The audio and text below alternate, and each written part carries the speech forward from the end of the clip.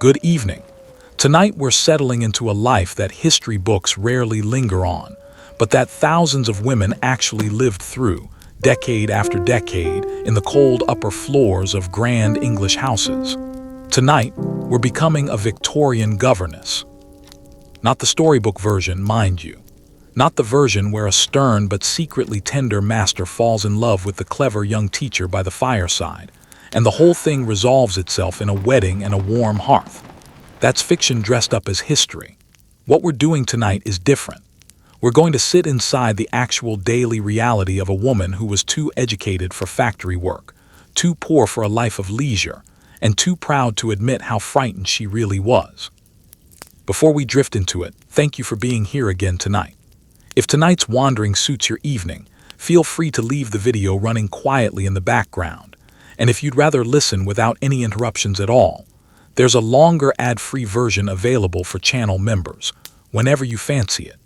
And if some nights you'd simply rather listen than watch, the channel is also available on Spotify, linked below, for those long dark drives or those nights you just want a voice in the room. Now lower the lights. Let the room go soft and quiet. Maybe switch on something that hums gently in the background and let's begin. Have you ever wondered what it might feel like to belong to no room in a house full of rooms? To be dressed like a lady and paid like a scullery maid? To be handed complete responsibility for two small human beings and almost no power to actually enforce a single thing you say? To smile through an insult from someone not yet tall enough to reach the mantelpiece because you cannot afford to do anything else? Well, congratulations. You've just opened your eyes in the year 1854. You are educated. You are entirely alone.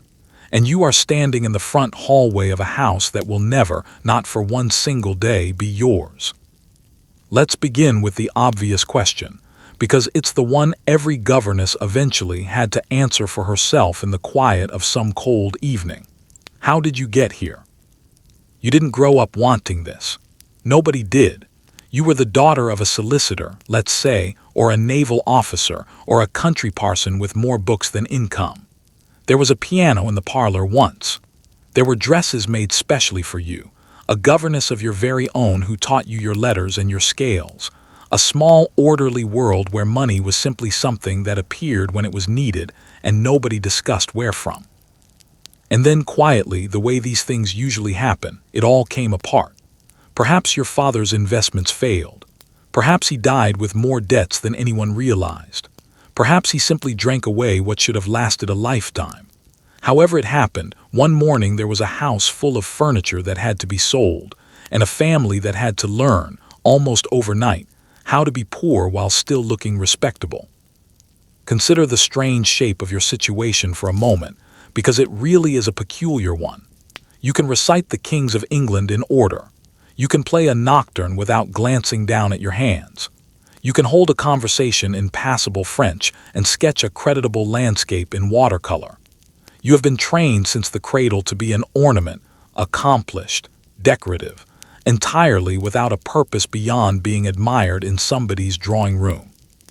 What nobody thought to teach you, because nobody imagined you would ever need it, is how to earn money. That was never supposed to be your problem. A lady, properly arranged, passed from her father's care directly into her husband's, without a single interruption in which she might have to fend for herself. But your father is gone or ruined, and no husband arrived in time to catch you. And so you are left holding a basket full of elegant, useless accomplishments and a very real, very urgent need for an income. There is something almost cruelly modern about this, if you sit with it. 20 years spent becoming exquisitely qualified for a life that has just evaporated. You are, in the language of a later century, tremendously overqualified and entirely unemployed. The 19th century equivalent of the young graduate with 3 languages and a beautiful degree, and absolutely no notion of how the rent gets paid. And there is a clock running now, quietly, in the background of everything. Every week you remain unmarried and unemployed is a week you are eating food that a shrinking household can less and less afford to give you. Your mother watches you with a worried, searching look she thinks you don't notice. Your brothers, if you have them, have their own futures to build and cannot carry you forever on their backs. And somewhere in the family, there is always an unmarried aunt or older cousin, quietly, unfailingly present, a living warning of exactly what you might become if nothing changes soon. You have become, without doing anything wrong at all, a problem the family must solve. In theory, of course, you have choices.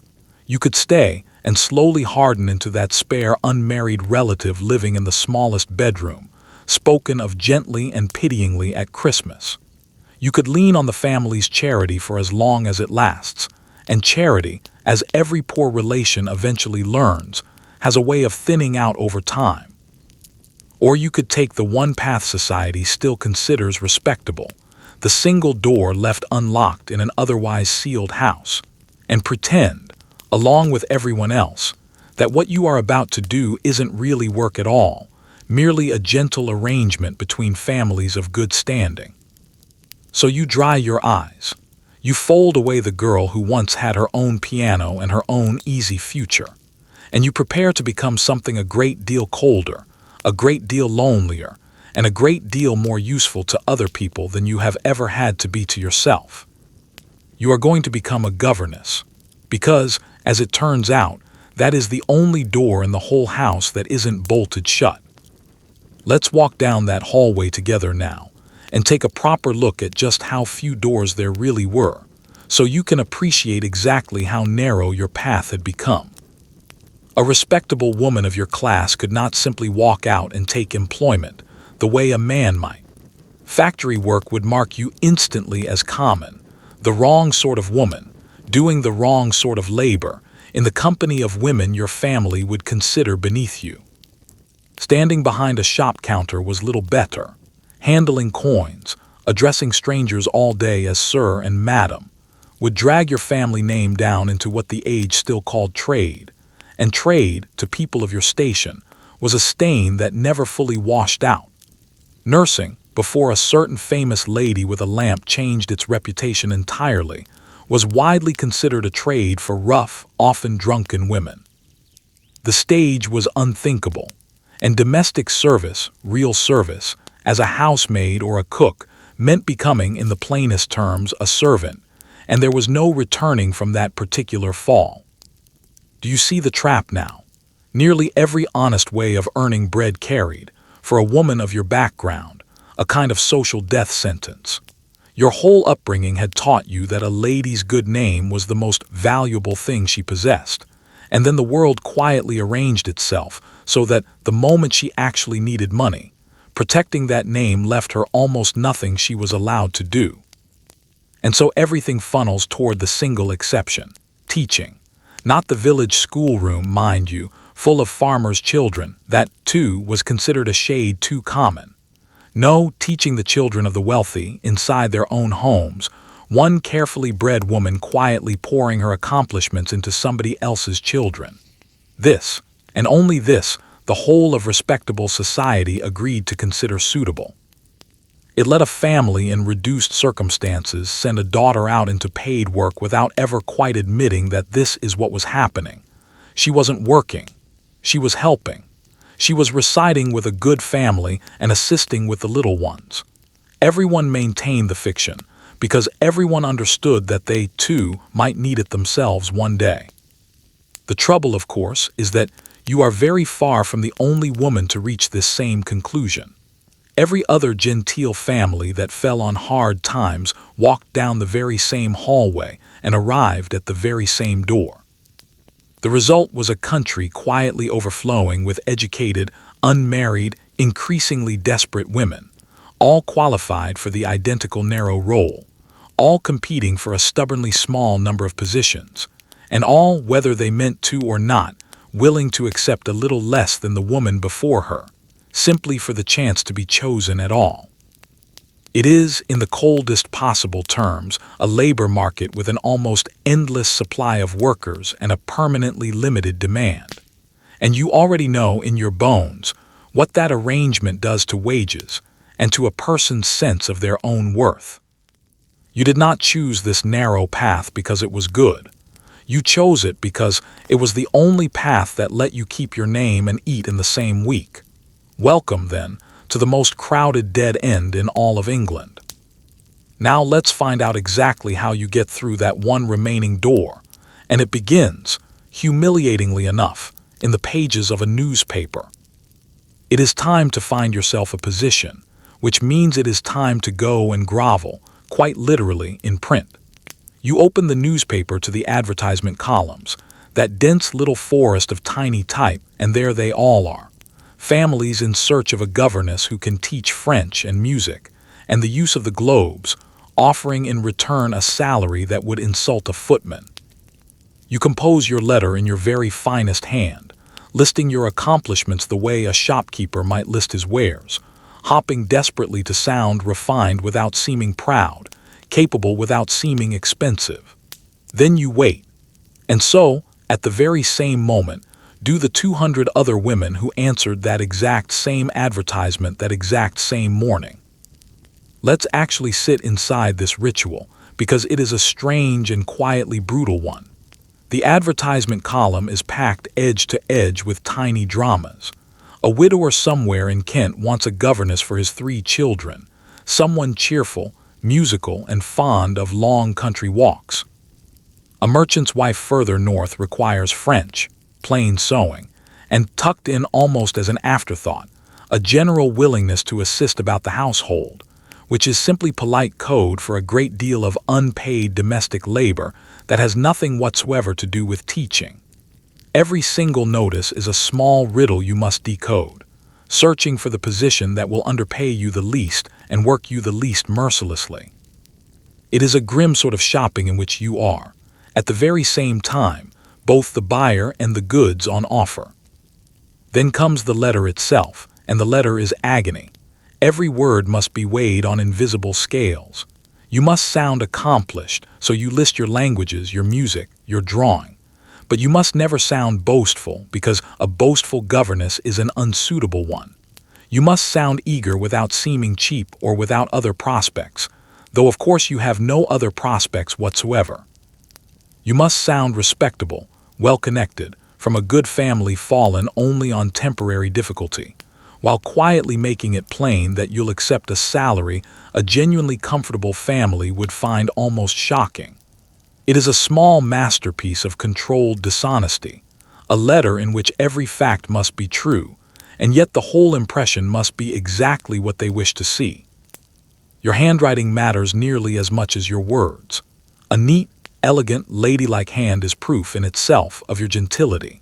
So you copy the letter out 2 or 3 times to get it flawless, wasting paper you can barely spare, beginning again whenever your tired hand betrays a smudge or a tremor. Then you fold it, you pay for the stamp, another coin gone from a purse that never had many to begin with, and you post your small, careful parcel of hope out into complete silence. And here is the part that truly grinds at the spirit. You are not being judged on your merits, not really. You are one entry in a towering stack. That single charming advertisement went out to the entire reading public, and a great many of the public stranded, genteel women answered it. Somewhere, a harried mistress is working her way through a mountain of nearly identical letters, all in careful ladylike hands, all promising French and music and cheerful willingness, and she will choose, in the end, perhaps one, on grounds you will never learn and could never have influenced.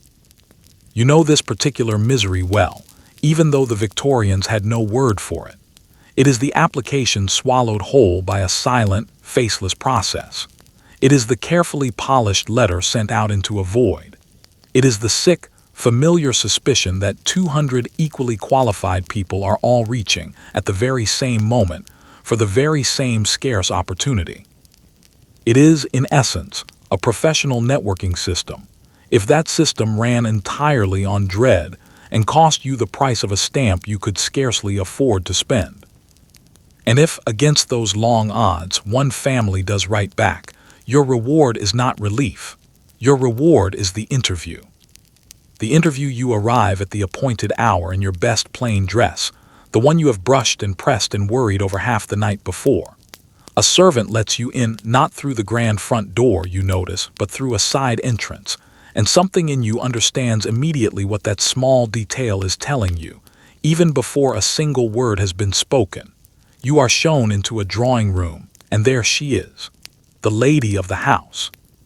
She looks you over the way a farmer might look over a horse before deciding whether to buy it, starting at your shoes, moving up over the cut of your dress, resting finally on your face, as though your whole worth might be read there like a price tag. She asks whether you can teach Italian. A little, you say. German, a little more. Watercolors, certainly. Dancing, of course.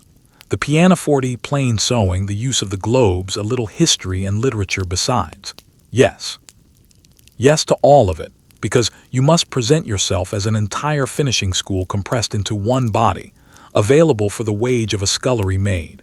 She studies your gown to see whether it is too fine, which would suggest vanity and expense she is not paying for, or too shabby, which would reflect badly on her household in front of visitors.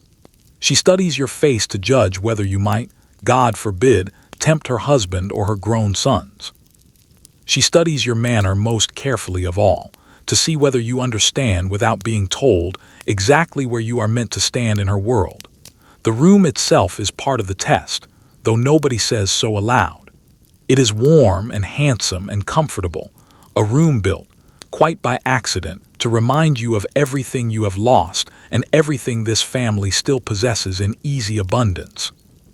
You perch on the very edge of your chair, careful not to look too relaxed, careful not to look too anxious, careful in every direction at once until carefulness is the only thing left inside you. She, meanwhile, is entirely at her ease. It is her house, her money, her decision, and she has conducted this same small inspection many times before.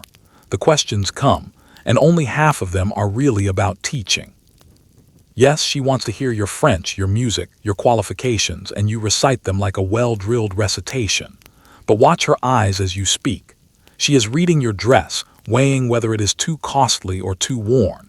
She is measuring your looks against some private, invisible ruler. Too plain, and you are somehow a depressing presence to have about the house. Too pretty, and you are a danger, a temptation to the men of the family, and an insult to her own vanity in the looking-glass. There is a narrow band of acceptable appearance you must somehow occupy, all while pretending you have no idea the test is even happening. Then there is the matter of your manner, examined most delicately of all. She is watching to see whether you understand the strange half-world you are being invited into. Do you speak with too much confidence, as though you consider yourself her equal? That will never do. Do you shrink and mumble like a servant girl? That will not do either. She wants a lady to raise her daughters, simply an obedient one. You must be refined enough to teach true gentility, and humble enough never for one moment to forget that you are being paid for the privilege of possessing it. Quiet confidence and total submission, delivered in the very same breath. It may well be the single most impossible tone in the whole of England, and your entire future now depends on landing it precisely. You will notice, too, how briefly and awkwardly your salary is mentioned, almost distastefully, as though money were a faintly indecent subject that no real lady ought to trouble herself with, which happens to be tremendously convenient for the person doing the paying. Your working hours, your duties, your single afternoon off if you are fortunate enough to be given one at all of this is waved away or left deliberately vague. You are not really negotiating anything. You are auditioning for a role in which only one person holds the script. Through all of it, you must smile and appear grateful, and give away nothing at all of the fear churning quietly beneath your good dark dress. You will have spoken in total perhaps 40 words. She, in that same short span, will have decided your entire future. That is the interview. And if some private calculation in her head resolves in your favor, you will find yourself, within the week, the newest and lowest-ranking member of a household you have known, in total, for perhaps 20 minutes. The long climb which means it is time to pack your trunk and go and live inside it. The house, when you arrive, is enormous. All polished banisters and cold marble floors, the sort of place where your own footsteps sound like an apology. A servant admits you, and here is your very first lesson in the private geography of the English great house. You are not led through the grand front entrance, because that door is reserved for guests and family, and you, my dear, are neither one. You are led instead up a staircase, then another, past the bright, warm rooms where the family actually lives, climbing steadily toward a colder, dimmer floor tucked away near the nursery. Take a slow moment on that climb, because the house is quietly teaching you everything you need to know before a single word has been exchanged. Notice how the grandeur thins with every step upward. Down below, near the entrance, everything is marble and gilt and enormous mirrors, rooms designed entirely to impress and to intimidate. On the first floor, the family's own rooms glow warm behind half-open doors. Thick curtains, generous fires, the low, comfortable murmur of people who genuinely belong exactly where they are. But your feet keep climbing. The carpet grows thinner beneath your shoes. The air grows noticeably cooler with every landing. The paintings on the walls give way, floor by floor, to bare plaster. You are being sorted, gently and without a single word of discussion, into your correct altitude within this small private world, and your correct altitude, it turns out, is high, cold, and conveniently out of the way. The servant leading you upward says very little. Perhaps she is a housemaid, perhaps a footman struggling with your modest trunk, wearing an expression you cannot quite read, something caught between simple indifference and a faint, knowing pity. They have seen governesses arrive before. They have seen them leave again, too. They already know exactly what you are, this new woman who is not quite family and never will be, and they are already quietly deciding just how much of their friendship, if any, you are owed. It is, they have long since concluded, very little indeed. You pass one doorway and catch, for just a moment, a glimpse of the drawing room below, firelight, a tea tray. The soft rustle of an expensive gown. The children who will soon belong to you for teaching glance up at the strange new woman on the stairs with the frank, unfiltered curiosity only children possess, already sensing, the way children always do, precisely where you rank in this house. And then you are past it, climbing again, moving steadily upward and away from all that warmth. There is something almost darkly comic about the whole arrangement, if you allow yourself to see it. You have been brought into this house specifically because you are a lady refined enough to shape young gentlefolk, and yet you are marched straight past the family's warm rooms and lodged instead among the rafters, closer to the servants than to anyone you will actually be dining alongside in spirit. You are, in one single journey up one single staircase, both too fine for this house and not fine enough for it. The architecture itself seems perfectly happy to make that exact point without a word of explanation. In a modern office, you would be the new hire given a fine-sounding title, and then quietly seated at the one desk nobody else wanted, beside the drafty window next to the photocopier. The words say valued member of the team. The location says something considerably blunter. And then, at last, the climbing stops. A plain door on a plain landing, near enough to the nursery that you can already hear, even now, a child grizzling somewhere close by. This floor, more or less, is yours. The schoolroom, your own small room, and the children's private world, tucked away entirely apart from everything grand happening below. Somewhere far beneath you, the family are settling comfortably into their evening, and they have very likely already half forgotten that you arrived at all. Somewhere in that long, slow climb, it begins to dawn on you, quietly and completely. In this whole vast, glittering house, there is no single room that is truly yours, and no floor on which you genuinely belong. The room, and speaking of that small room set aside for you, let's step inside, and take a proper look at exactly what your wages have purchased. Your room sits high in the house, tucked close by the nursery, so that you are always within easy earshot of a crying child. It is small, plainly furnished, and cold in the very particular way that Victorian attics seemed almost to specialize in.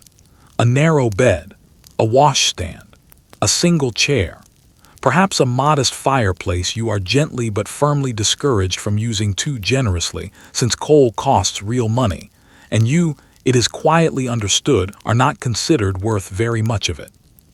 There is no lock that truly matters here, No privacy that lasts for long, and no square foot of it that is genuinely off limits to the family who employs you.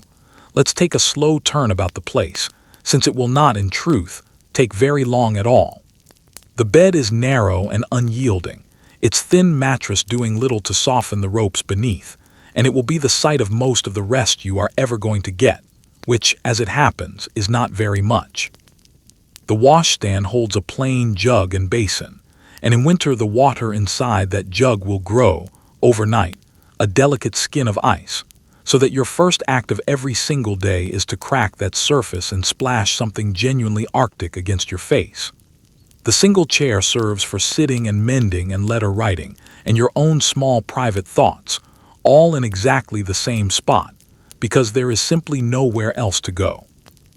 And the window, if you are fortunate enough to have one at all, looks out over rooftops or a scrap of gray sky, framing a wider world you are mostly not permitted to actually go out and enjoy. The cold deserves a moment of its own, because the cold is the true and permanent tenant of this room, and you are merely its temporary guest. There is a fireplace, yes, but a fire needs coal, and coal costs money, and the household has clearly performed some quiet internal calculation about exactly how much warmth a governess is genuinely worth. The answer, it turns out, is not very much at all. You will learn quickly to be sparing, to hoard your small ration of heat for only the very bitterest nights, to sit wrapped in a shawl over your dress with a blanket across your knees, breathing out faint visible clouds while you correct a child's French verbs by candlelight.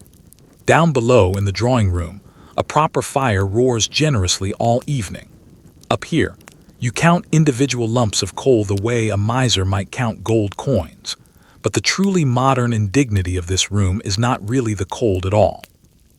It is that the room is not, in any meaningful sense, actually yours.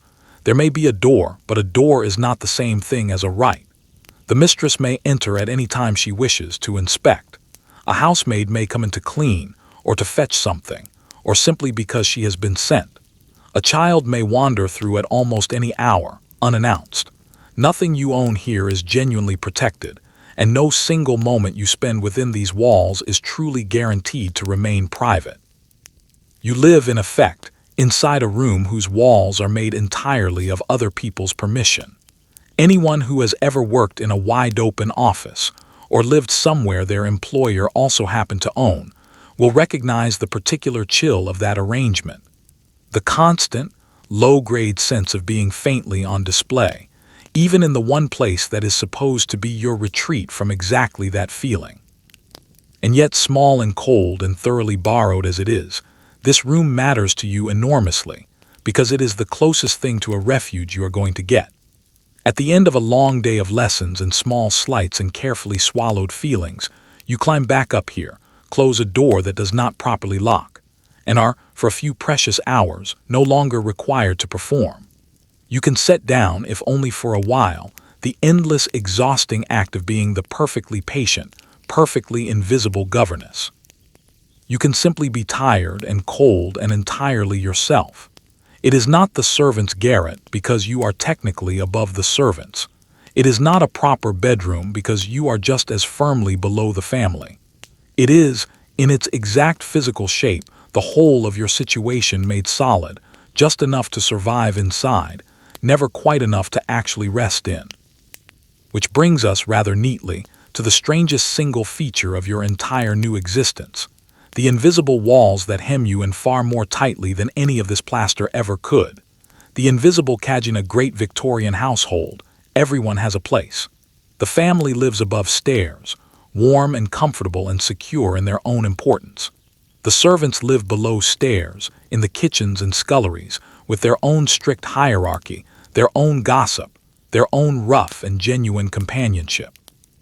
And then there is you, floating somewhere in the narrow gap between the two, belonging in the end to neither world.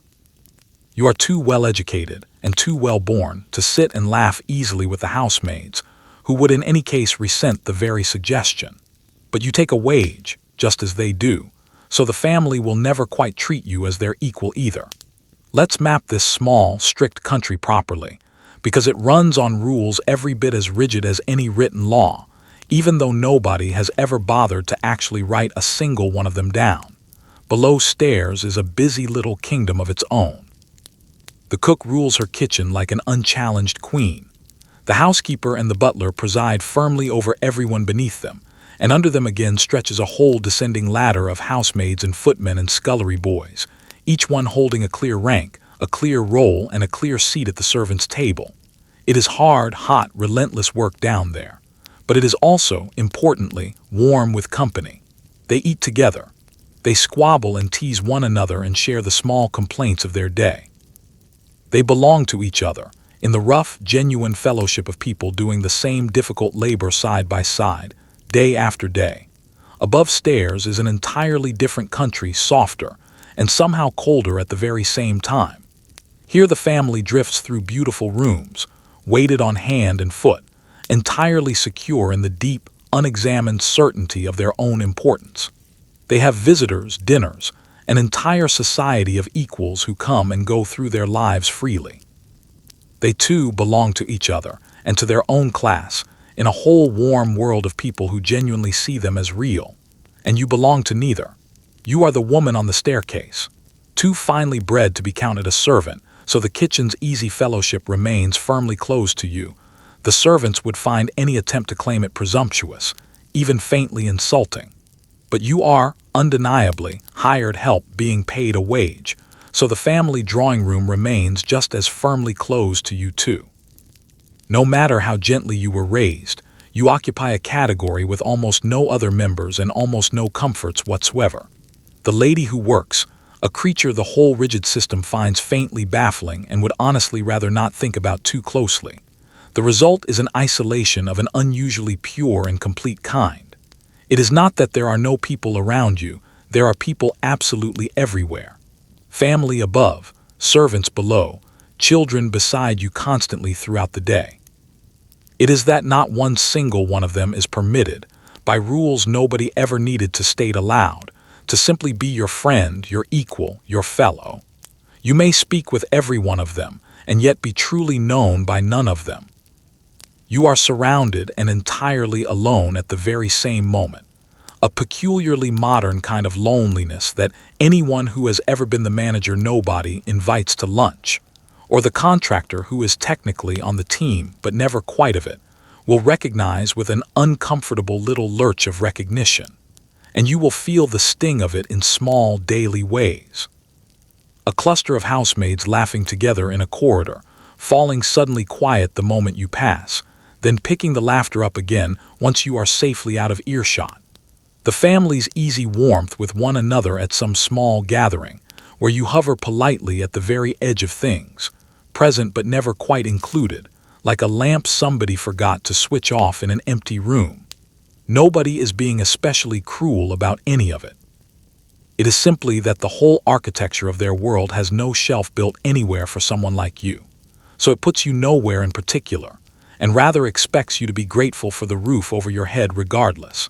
Imagine being the only person in an entire office who is somehow too senior for the break room and too junior for the boardroom forever. Now imagine that you also sleep there, that you cannot simply leave at the end of the day, and that this arrangement is quite simply the whole of your life. Small wonder, then, that even your meals become their own small, lonely ceremony, which is precisely where we're headed next. Meals alone it is time to eat, which sounds like a comfort until you remember exactly where you'll be doing it. You do not dine downstairs with the servants, that would be beneath a lady. You do not dine upstairs with the family, that would be well above a governess. So your meals arrive on a tray, carried up by whichever housemaid has been sent, or you take them quietly in the schoolroom alongside the children, cutting up someone else's small son's meat, while your own plate goes slowly cold in front of you. The food itself is often plainer than what the family enjoys below. Sometimes it is simply what remains once the good portions have already been taken, sent up as an afterthought once the real meal has moved on. Consider the tray itself for a moment, that small, sad emblem of your whole position in this house. Someone carries it all the way up those many stairs, sets it down without much ceremony and leaves. And there you sit, alone with a plate, no one across from you, No conversation, no idle comment about the weather, no shared little complaint about the day just passed. Just you, a fork, and the quiet. Human beings are built to eat together. We do it at every celebration, every gathering, every moment of comfort in an entire life. To have that taken away 3 times a day, every day, for years on end, is to remove one of the oldest and simplest pleasures a person can have, and to do it so routinely that nobody involved even notices they are doing it at all. When you do have company at your meals, it is the children, and that is its own peculiar experience entirely. You are not really eating with them so much as working through them.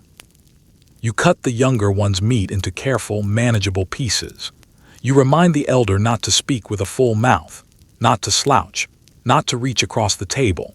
You are teaching even here, correcting and guiding and modeling perfect table manners, so that your own actual meal happens somewhere in the margins of the lesson. A hurried forkful snatched between corrections, your food cooling steadily on the plate while you attend once again to theirs.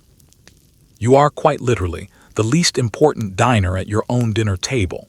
And then there is the food itself, which quietly tells you your worth in the household's private accounting, whether anyone means it to or not. Sometimes it is decent and plain. Sometimes it is simply what is left once the family below has finished. The good cuts long gone, the choice pieces vanished, the tray bearing a slightly wilted, slightly picked-over version of the very meal that glowed so warmly on the dining table downstairs. You are fed, certainly. You are not permitted to starve, but you are fed the way one feeds a useful animal adequately and without a great deal of thought, and the difference between your plate and theirs is a message received loud and clear, even when nobody has said a single word about it. The strangest part of the whole arrangement is its elaborate politeness. No one is deliberately banishing you out of cruelty. Quite the opposite, in fact. Seating you apart is presented, if it is discussed at all, as a mark of your status, proof that you are too refined to eat alongside the cook, too much of a lady to be lumped in with the household staff. Your isolation is dressed up as a form of respect. You are being honored, you understand, by being left entirely alone with a cooling plate near the nursery. It is a kindness that feels exactly like a punishment, and you are expected, on top of everything else, to be grateful for it. You know this feeling even now, in whatever century you happen to be reading this from. It is the sandwich eaten alone at your desk while everyone else went out together and somehow simply forgot to ask you along. It is the work event where you smiled politely, hovered near the edges and left early, wondering why nobody quite noticed. It is that same small ache, stretched thin across every single meal of every single day, in a house full of people, not one of whom will actually sit down across from you. And once the tray has been carried away again and the last crumbs brushed from the table, you rise and return to the room where nearly all of your day, meals and lessons and life alike, is destined to unfold. The schoolroom. The schoolroom. Let's step properly into the schoolroom, the true beating heart of your working life, and frankly the place where you will spend the greater part of it. This one modest room is your classroom, your office, your dining room, your sitting room, and on the very worst days, very nearly your cell. Here you will drill lessons into 2 small, occasionally resistant minds from early morning until the light finally fails, surrounded by slates and copybooks, a battered old globe, and a piano that has clearly seen better decades of its life. Let your eyes travel slowly around the room and take proper stock of your small kingdom, because it truly is a small one. There is the table itself, scarred and inky, where lessons happen through the day and where you also, later, eat and mend and write your letters. There are shelves of well-worn books, some of them older than you are, a handful genuinely good and a great many simply dull, and you will come to know every single page of them intimately, because there is nothing new arriving any time soon to replace them. There is the globe, its paint a little cracked, its painted oceans faded to a dim blue-gray, on which you will show your pupils an entire wide world that you yourself will very likely never see. And there is the piano, out of tune in at least 2 or 3 memorable places, on which one small pupil after another will murder the very same simple scales for hours at a stretch, until the notes lodge themselves permanently somewhere behind your eyes. The light in this room governs your whole day, and rarely in your favor. You begin in the pale gray of early morning, and you press steadily onward as the sun crawls its slow arc overhead. In the short, dark days of an English winter, the light gives out cruelly early, leaving you straining over a copybook by the mean glow of a single candle, because more light, like more coal, simply costs more money than the household is willing to spend on you. Your eyes ache. The children grow fretful in the gathering gloom, and still the lessons continue, because a governess's day is measured not by the hands of any clock, but by the seemingly endless supply of things her charges are still supposed to learn. The window is its own small torment. Through it, you can see the garden, the wide sky, sometimes the family strolling comfortably across the lawn, or a carriage arriving with visitors, or simply the enormous, ordinary world going about its business without the smallest reference to you. You sit inside at the table with the slates and the globe and the out-of-tune piano, watching all of it unfold on the far side of the glass.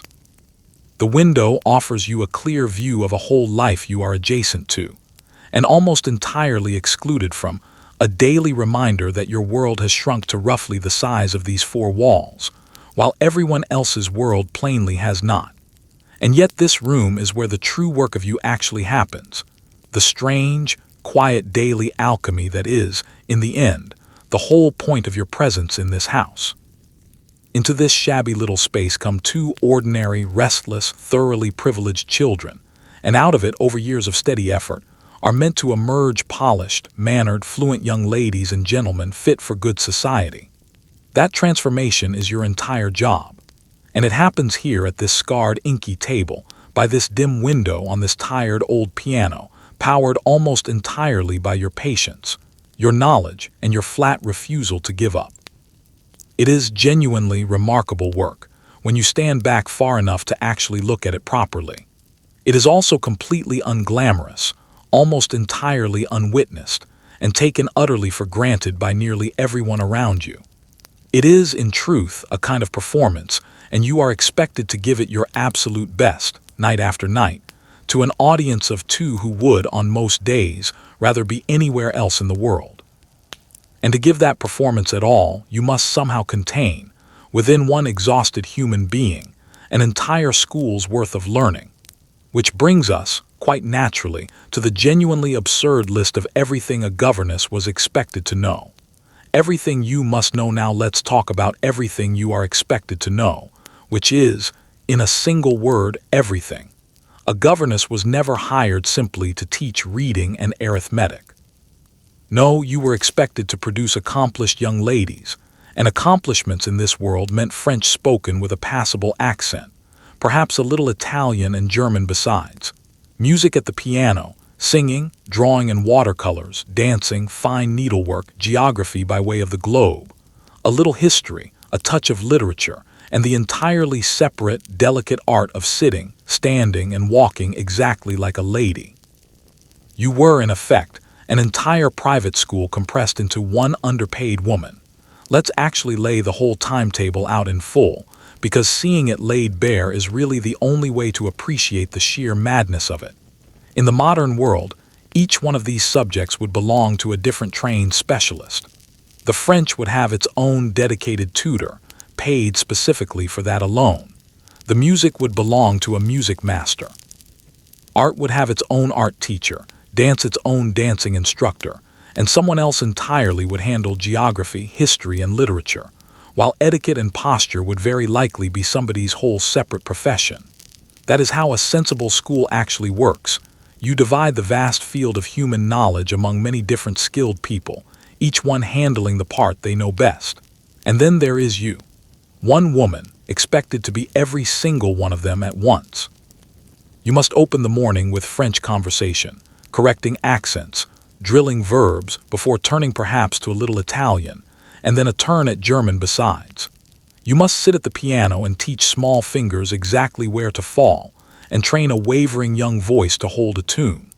You must guide an unsteady hand across a page until it can produce a passable tree, and then tint that same tree correctly in watercolor. You must demonstrate the steps of a dance, thread a needle, and produce needlework fine enough to satisfy a genuinely critical eye. You must know your rivers and your capitals well enough to make that battered old globe speak, your dates well enough to make history march forward in an orderly line, your books well enough to make literature glow with life, and lace through every single hour of it the invisible, unspoken curriculum of deportment. Precisely how a lady sits and rises and walks and holds her head and folds her hands. The cruelty compounds further still when you consider the actual standard you are held to. It is not enough simply to know these things adequately.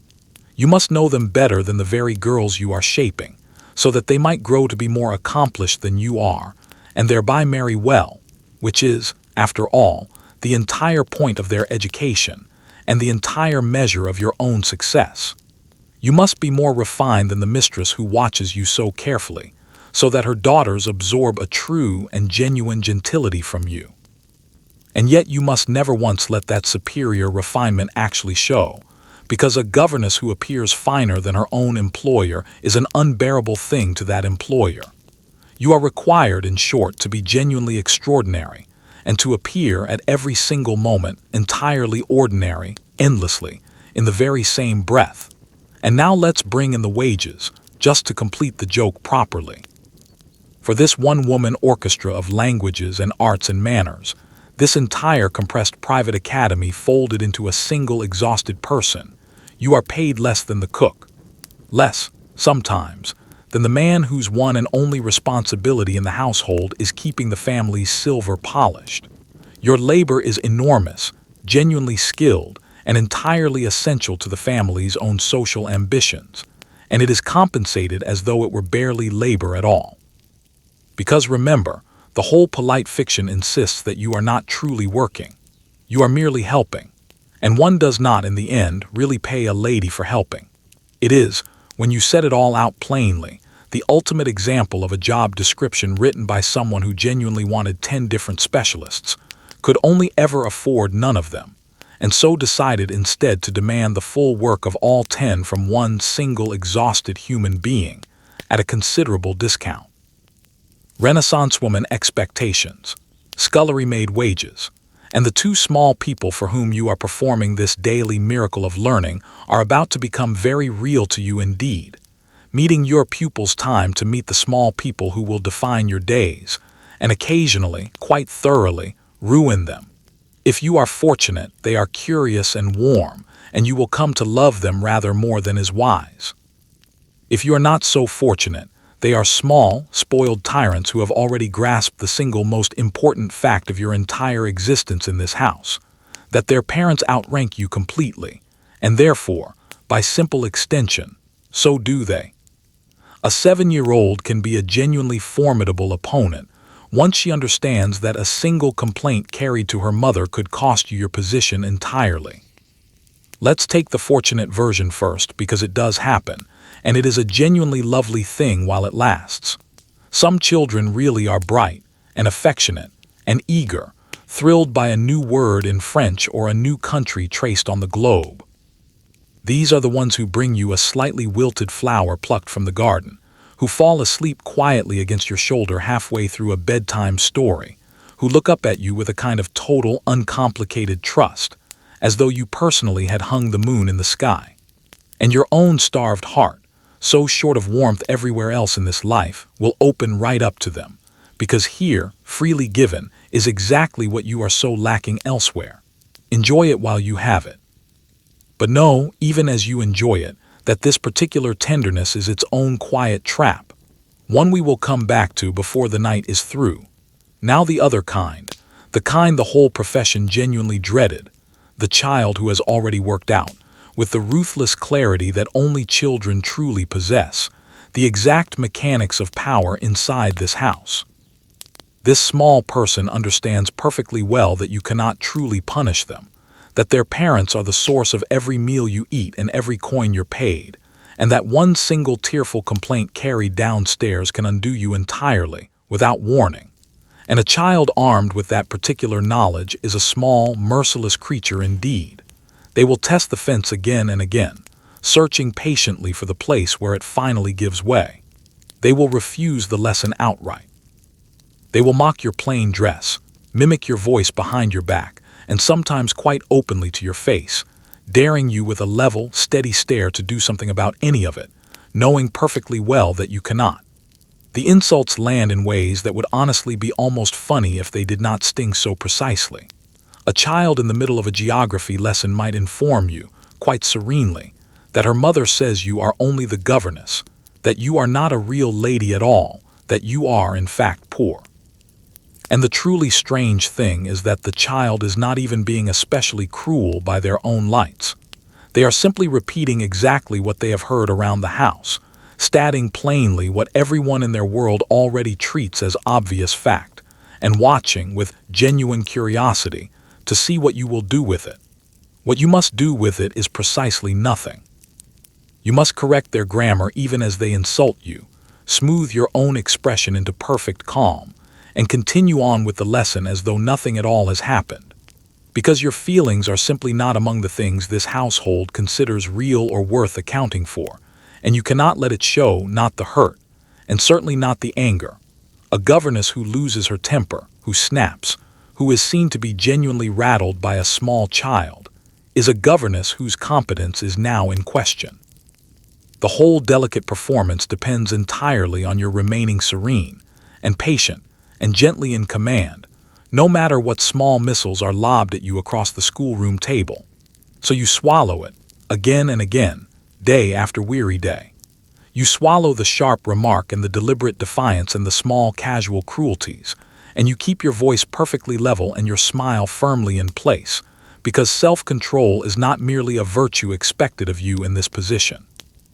It is, in every practical sense, the entire job, and that word management points us straight toward your next impossible task, because you are somehow expected to discipline these children while holding almost no real power over them whatsoever. A puzzle with no solution here, then, is a genuine puzzle for you. How exactly do you control children over whom you hold no real power at all? Because that is the daily riddle sitting at the very center of a governess's working life. You are responsible for their behavior, their manners, their morals, and their entire education. And yet you cannot truly punish them because they happen to be the precious offspring of the very people who pay your wages. Raise your voice, and the mistress may well hear of it before the day is out. Be too strict, and she quietly decides you are unkind. Be too soft, and the children run entirely wild, and somehow that failure, too, lands squarely at your feet. Let's sit properly with the sheer impossibility of the arithmetic here, because it genuinely does not add up, and it was never really designed to. You have been handed complete responsibility, paired with almost no corresponding power, which is, in any system, the exact recipe for a slow, grinding sort of failure. If the children are rude, that reflects on you. If they fall behind in their French, that is quietly your fault. If they grow up spoiled or ill-mannered or simply idle, the household will look first and always to the governess, because shaping them was your entire purpose in being there at all.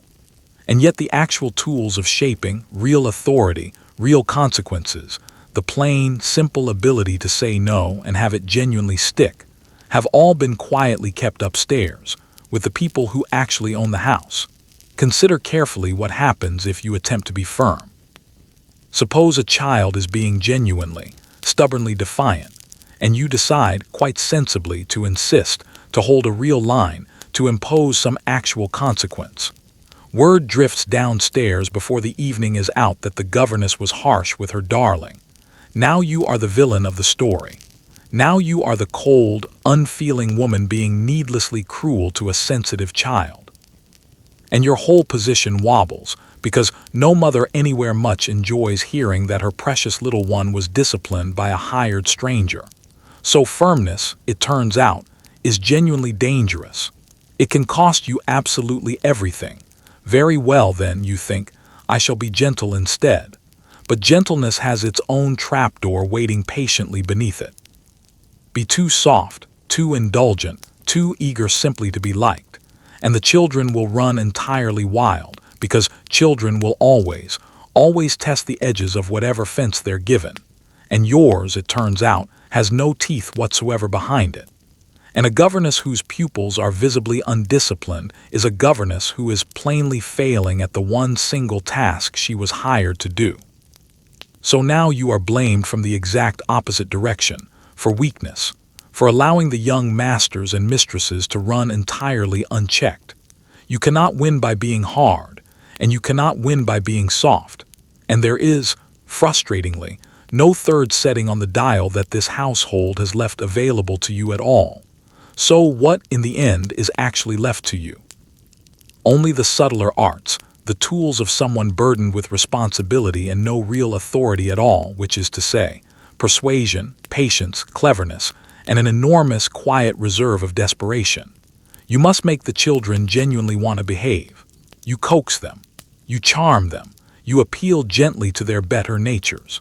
You turn every lesson into something they will not actively fight against, all without ever once being able to fall back on the plane. Simple command that any proper parent or school teacher could simply issue. You govern entirely by influence alone, a diplomat with no army behind her, forever negotiating with small, unreasonable powers who could, on a whim, have you dismissed by evening. Anyone who has ever led a team without the actual power to hire or fire or genuinely reward them will feel this particular ache in their bones. It is the project manager held responsible for a deadline, without any real ability to make anyone actually do the work. It is the person handed the title, but never quite handed the teeth to go with it, held fully accountable for results they were never properly equipped to command. You are living that reality all day long, with 7-year-olds, in a house where your entire livelihood hangs on the outcome. It is management without the job title, responsibility without the authority. A knife's edge you must walk from morning until night, and balanced on that very same edge above you, watching your every single step, is the woman who could end your position with a single sentence, the mistress of the house. The mistress lets talk properly about your employer, the lady of the house, who holds your entire livelihood, quite literally, inside her gloved hand. On a good day, she is distant but perfectly civil. On a bad day, she is a steady, low, constant source of dread.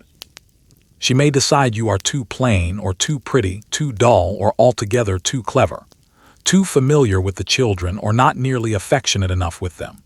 She notices absolutely everything, the cut of your dress, the way the children have begun to speak, whether you seem, even faintly, to be forgetting your proper place. And she can dismiss you on the smallest whim, with a single short sentence, and owe you in the end nothing more than a fortnight's notice.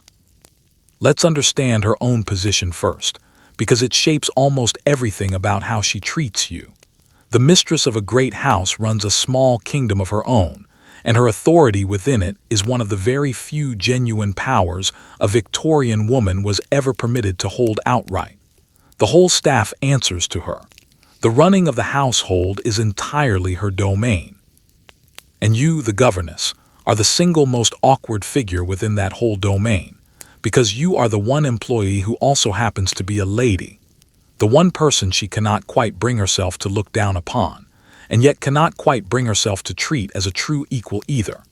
You are a permanent, small irritation lodged inside her otherwise perfectly ordered world, and she will manage that particular irritation however her own temper on any given day happens to dictate.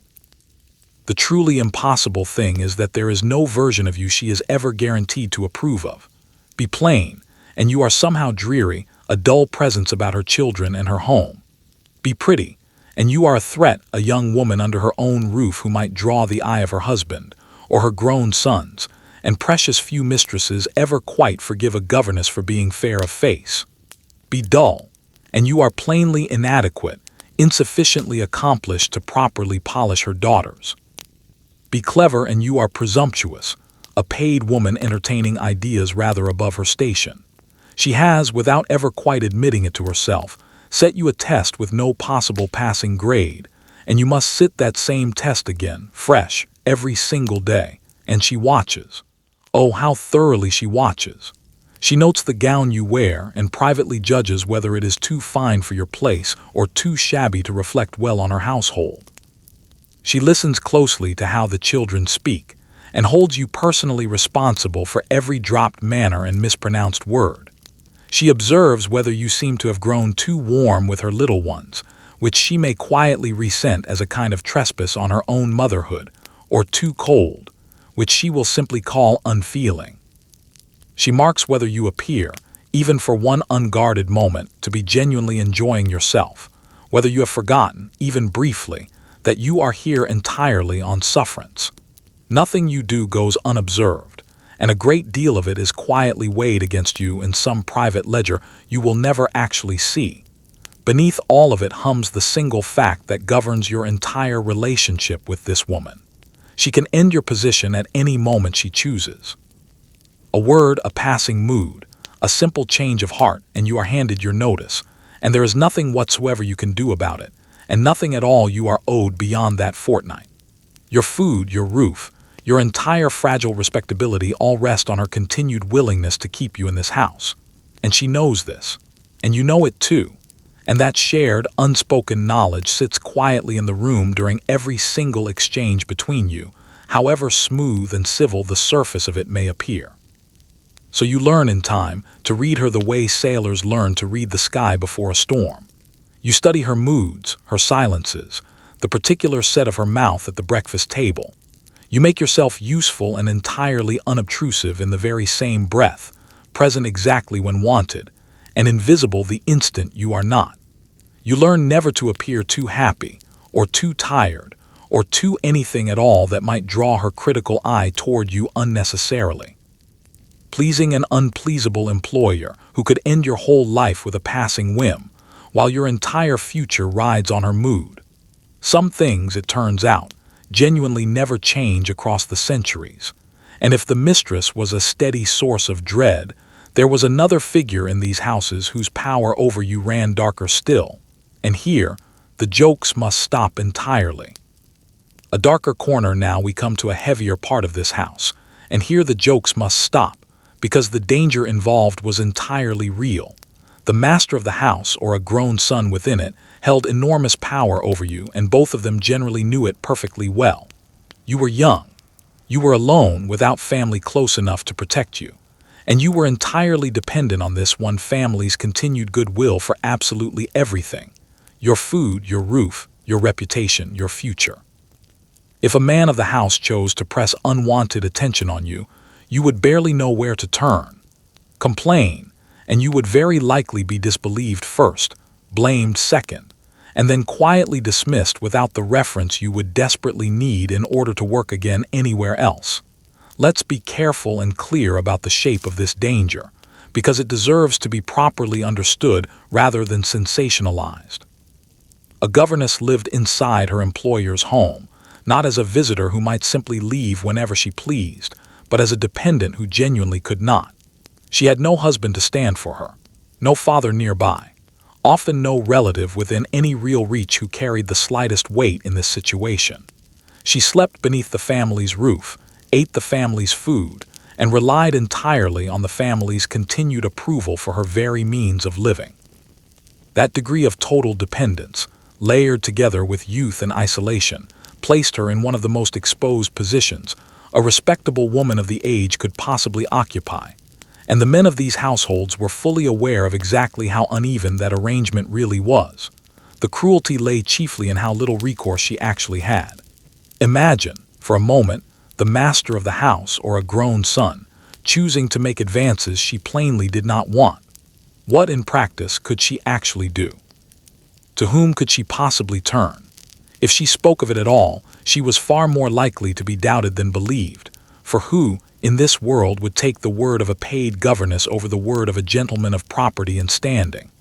And even in the rare case where she was believed, the blame had an unfortunate habit of curdling right back onto her, as though her presence, her face, her very youth, had somehow invited the whole trouble in the first place. The result, with grim and predictable regularity, was not the man's disgrace at all, but the woman's quiet departure, sent away without fuss, her character subtly tarnished, the fault laid firmly at her own door. And here the reference letter, which we will speak of more fully before the night is through, becomes something close to a weapon. To find work again, a governess needed a good word from the very family she was leaving. A woman dismissed under any kind of cloud, however unjust that cloud truly was, might find that good word simply withheld, or worse, quietly replaced with dark and unprovable hints. So the very thing that had endangered her in the first place could also, if she resisted, or complained, or simply made her discomfort known, destroy her ability to earn any living anywhere else at all. Speak up and risk losing everything. Stay silent and simply endure it. It was a choice that was barely a choice at all, and countless women faced exactly this impossible fork in the road with no good option laid out before them. The mistress, meanwhile, was often no genuine ally in any of this.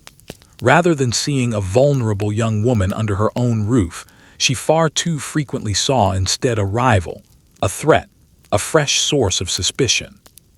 Where her sympathy might have offered some real shelter, there was instead a cold, watchful weariness, as though the danger itself were somehow the governess's own doing. So the one woman in the entire house who might genuinely have understood, and who held some small power to actually offer protection, too often looked upon the governess as the problem itself, rather than as the person actually in danger. And so the governess was left isolated on every single side, exposed to a man's power above her, and mistrusted by his wife because of it.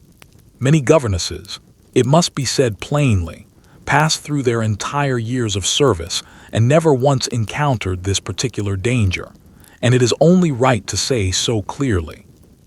But a great many others did, and they endured it in silence with no protection, no advocate, and nowhere at all to turn, because the whole structure of their lives left them no safe way of resisting. It was one of the most vulnerable positions a respectable woman of that age could occupy, and it remains one of the quiet, unspoken tragedies of the whole era. This one we tell straight, without a joke to soften it, because it has earned that plain respect. And if the family above offered such uncertain shelter, you might at least have hoped for a little warmth from the household below. You would sadly have hoped in vain. Below stairs, let's head down below stairs now, where you might reasonably hope to find at least a little fellow feeling, and instead find a cold shoulder roughly the size of Yorkshire. You would think on the surface of it that the servants would welcome you readily enough, another working person, after all, under the very same roof. They do not. To them, you are a puzzle, and rather an irritation besides. A woman who takes a wage exactly as they do, and yet puts on the airs of a lady who will not muck in with the real work of the house, while still expecting her tray carried up and her fire laid every single day. You make extra labor for the housemaids, and give back none of the easy fellowship of the kitchen in return. Let's try to see it properly from their side for a moment, because their resentment, once you actually understand it, is entirely logical. The servants work brutally hard, long hours of real, physical, thoroughly unglamorous labor, and they have built their own tight fellowship from sharing exactly that burden together. Into their world comes you, who does no scrubbing, no hauling, no scouring of pots, and yet who is somehow set above them regardless, treated as too refined for their company. From where they stand, you carry all the softness of a lady with none of the money, and all the wages of a working woman with none of the honest sweat to show for it. You are, in their eyes, someone giving herself airs, and precious few things are considered less forgivable below stairs than airs. Worse still, you actively make more work for them, and they feel every single ounce of that burden personally. Your meals must be carried all the way up those stairs on a tray, because you do not eat with them. Your fire, meager as it already is, must still be laid and tended by somebody, and that somebody is a housemaid who already has 40 other tasks pressing on her time. Your room must be cleaned, your water carried, your small daily needs met. And all of it lands as one more burden on people who are already stretched thin to breaking point. You are, to the housemaid, simply one more demanding person to serve, and one who does not even have the decency to be proper gentry, which might at least have justified all the extra trouble involved. So the fellowship of the kitchen, which might otherwise have been such a real comfort to you, quietly closes its doors. You cannot go down and sit by the warm range with a cup of tea and let the day's frustrations spill out among people who genuinely understand hard work, because they do not consider you one of their own and would not thank you in the slightest for pretending otherwise.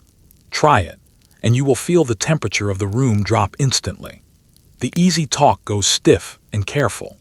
The unmistakable sense settles over you that you have wandered somewhere you do not actually belong.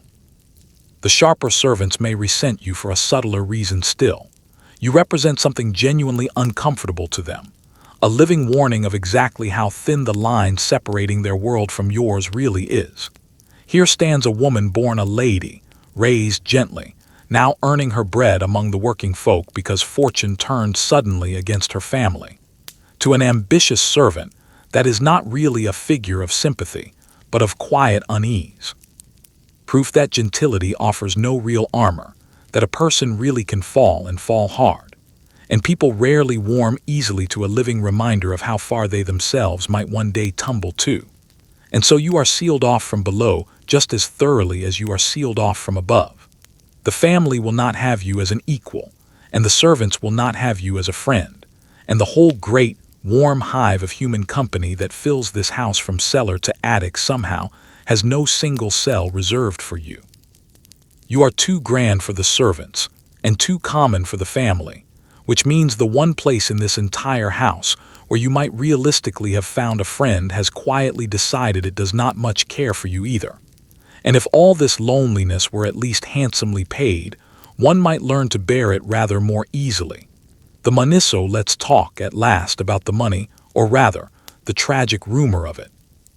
For all your accomplishments, your languages, your music, your endless patient hours, you might reasonably earn somewhere between 20 and 45 pounds a year, and a great many women earned rather less than that. Out of that same sum, you were often expected to cover your own laundry, your own travel, your own postage, and to keep yourself respectably dressed, which quietly ate the whole pittance alive before it could ever do you any real good.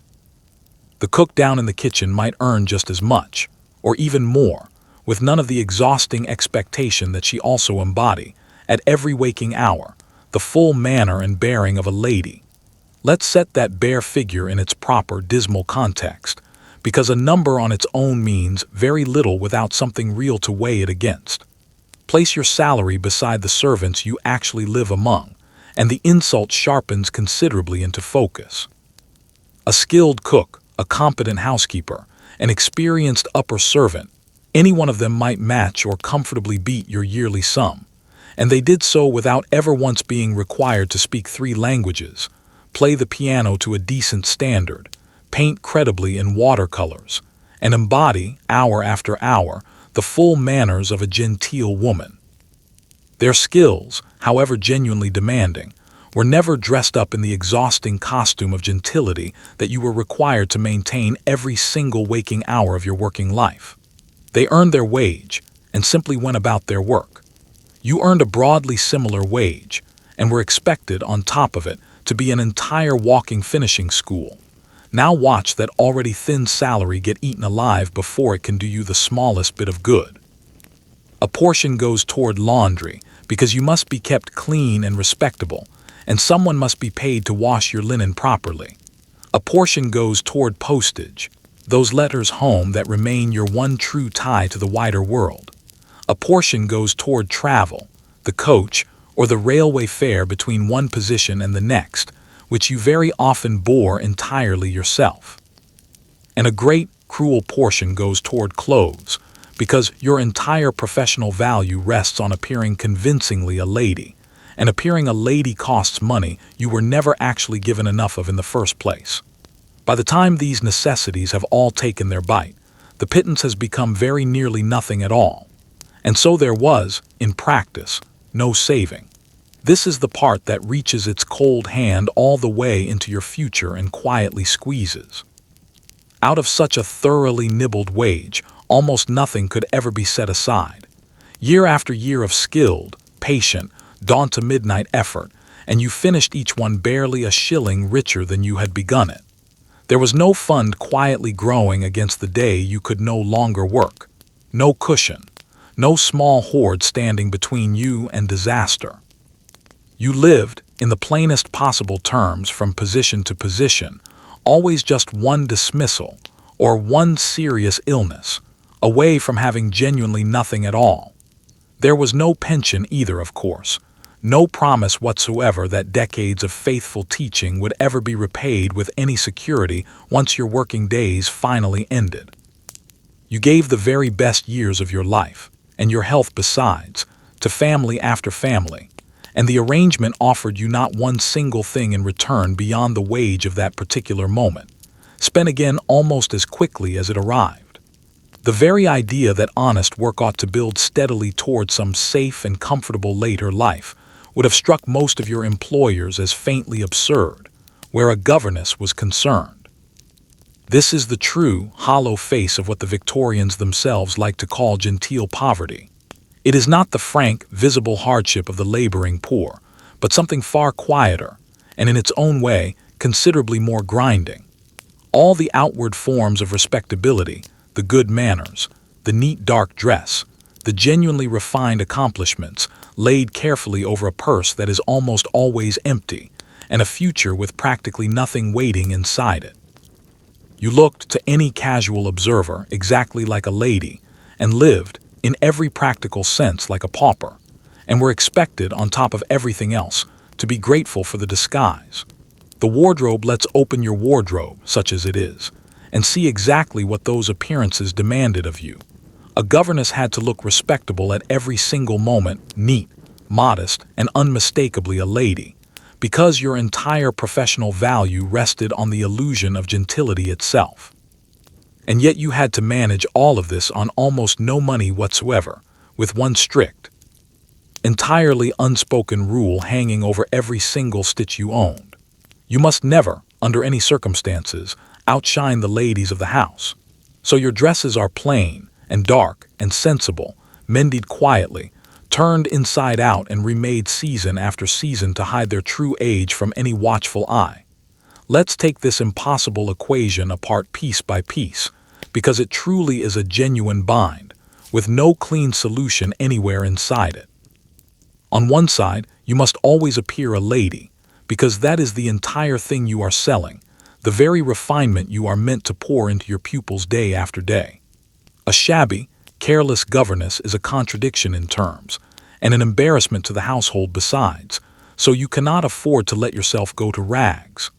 On the other side, you have almost no money at all with which to dress, your salary already devoured by every other necessity of your daily life.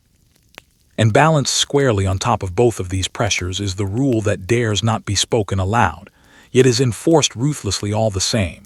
You must never, ever look finer than the mistress or her daughters. You must be respectable and invisible in exactly the same breath, which turns out to be a very expensive kind of cheapness indeed. The solution, such as it is, lives entirely in the color and cut of everything you own. Plain, dark, sensible. These are the watchwords of the governess's wardrobe. Sober grays, muted browns, deep and modest blues, nothing that catches the light or catches the eye, nothing that whispers even faintly of vanity or expense. The lines stay simple, the trimming sparse, the whole effect one of quiet, careful restraint. You are dressed, quite deliberately, to reassure, to reflect well on the family without ever once competing with them, to be unmistakably a genteel woman and unmistakably a subordinate one, in the very same glance. And these few dark dresses must be made to last far, far beyond their natural lifespan. Here is where the quiet, endless labor of maintenance comes in, all of it done entirely by your own hands in the cold of your own small room. You mend the fraying cuffs before anyone else can even notice them fraying. You turn the fabric, carefully unpicking a whole gown and remaking it inside out, so the faded, worn side hides safely within, and the fresher cloth faces outward toward the world. You make over last season's dress into something that might just pass, with a little luck, for something newer, adjusting and restitching and coaxing one more year of respectability out of cloth that plainly longs to give up the effort. Your wardrobe is not so much a collection of clothes as an ongoing act of desperate, quietly skillful preservation. The rule against outshining anyone is the sharpest thorn of all in this whole arrangement, because it can catch you when you least expect it. Wear something a touch too fine, a color a shade too becoming, a cut a little too fashionable, and you have committed a genuine offense. You have drawn the eye. You have perhaps flattered yourself at the family's expense, or worse still, drawn the wrong kind of attention from entirely the wrong quarter of the household. A governess who appears too handsome, too well turned out, is a governess actively courting the mistress's displeasure and every danger that flows on from it. So you learn to police yourself, deliberately dimming your own appearance on purpose, always choosing the plainer option, making quite certain that you fade rather than shine. The final effect is a person carefully, deliberately styled into the very background present, but never quite noticed, correct in every particular and memorable in absolutely none of them. You must be presentable enough to reflect well on the family, and yet dull enough to vanish entirely into the wallpaper the moment a real lady happens to enter the room, dressed, as they might say, for the job you actually have. And the job you have, it turns out, is human beige. A single day and clothed in that careful, colorless armor, you rise each and every morning to face a day whose hours stretch on and blur together far more thoroughly than you could ever have imagined beforehand. So let's walk through one of them together if you can bear it, because the hours truly are longer than you think. You are up early, well before the children, and you are not truly free again until they are finally asleep, and often in practice, not even then. Lessons fill the morning. More lessons follow after luncheon. There are walks and music practice, and the careful supervision of every meal and mending and hearing prayers and settling small squabbles and drying tears. You are, in effect, on duty from the very moment you wake until the moment you finally collapse, with no clear line anywhere in between marking where the work actually ends and your own life is supposed to begin. Because your workplace is also your home, and your charges are always within easy earshot. Let's follow the day from its cold beginning, because the shape of it tells you nearly everything you need to know. You wake before your pupils in the gray and the chill, so that you are fully ready and composed before they need you at all, which means your own rest ends earlier than theirs does, and your labor begins in the dark, well before the house has properly stirred. From that very first moment, the day unspools in one long, unbroken ribbon of duty. Morning lessons, the French, the sums, the reading, demand your full attention and every ounce of your patience. Then comes the supervision of the midday meal, cutting meat and correcting manners instead of actually eating anything in peace yourself. Then more lessons through the long afternoon, more drilling, more gentle coaxing, until the light itself finally begins to fail. But the lessons are only ever the visible part of it.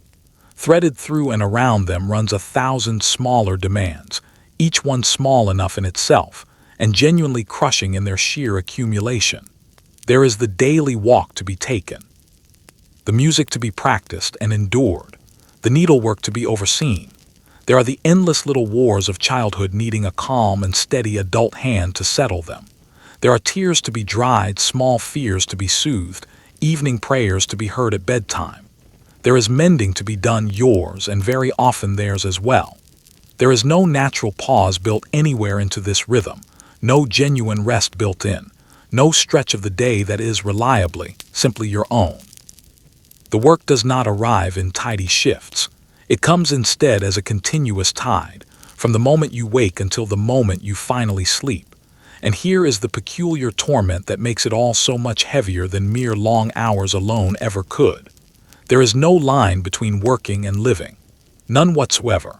In most kinds of labor, however hard, there comes a moment when you can simply leave. The factory hand walks home at the end of her shift. The shop girl closes the door firmly behind her.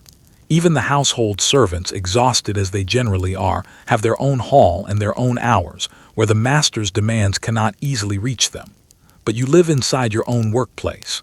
Your bedroom sits only a few steps from the schoolroom door. Your charges are always within easy earshot, always potentially in need of you, always able to summon you or complain of you at any hour they please. You never truly clock off, because there is no clock here and no genuine off, only the house and the children and the endless quiet availability expected of you at every hour.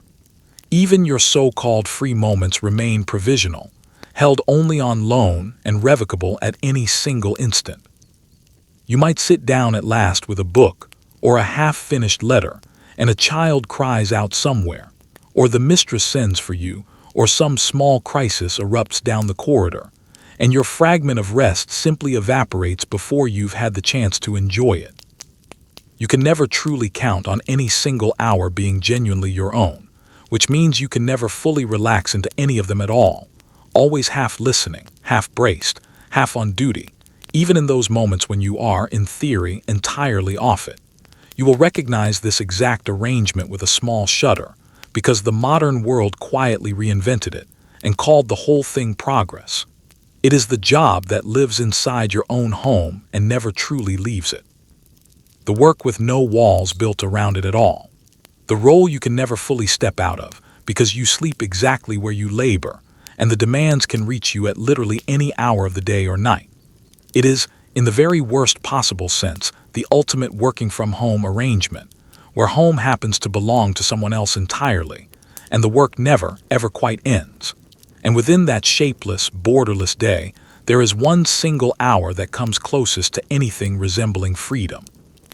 The walk, so let's step outside together and take the air. It is time for the daily walk, which is either the very best part of your entire day, or simply the least indoor part of it, depending on how generous you're feeling. Out you go with the children into the garden or the lane or the nearby park, ostensibly for their health and their education, and in practice, for one single precious hour of something close to real freedom. You point out the trees and the birds and improve their small young minds along the way, and for just a few minutes, the sky feels genuinely enormous, and the house sits far behind you, and you can almost breathe freely again. Almost. Let's savor the real good in it first, because there is genuine good here, and it deserves its own quiet moment of appreciation.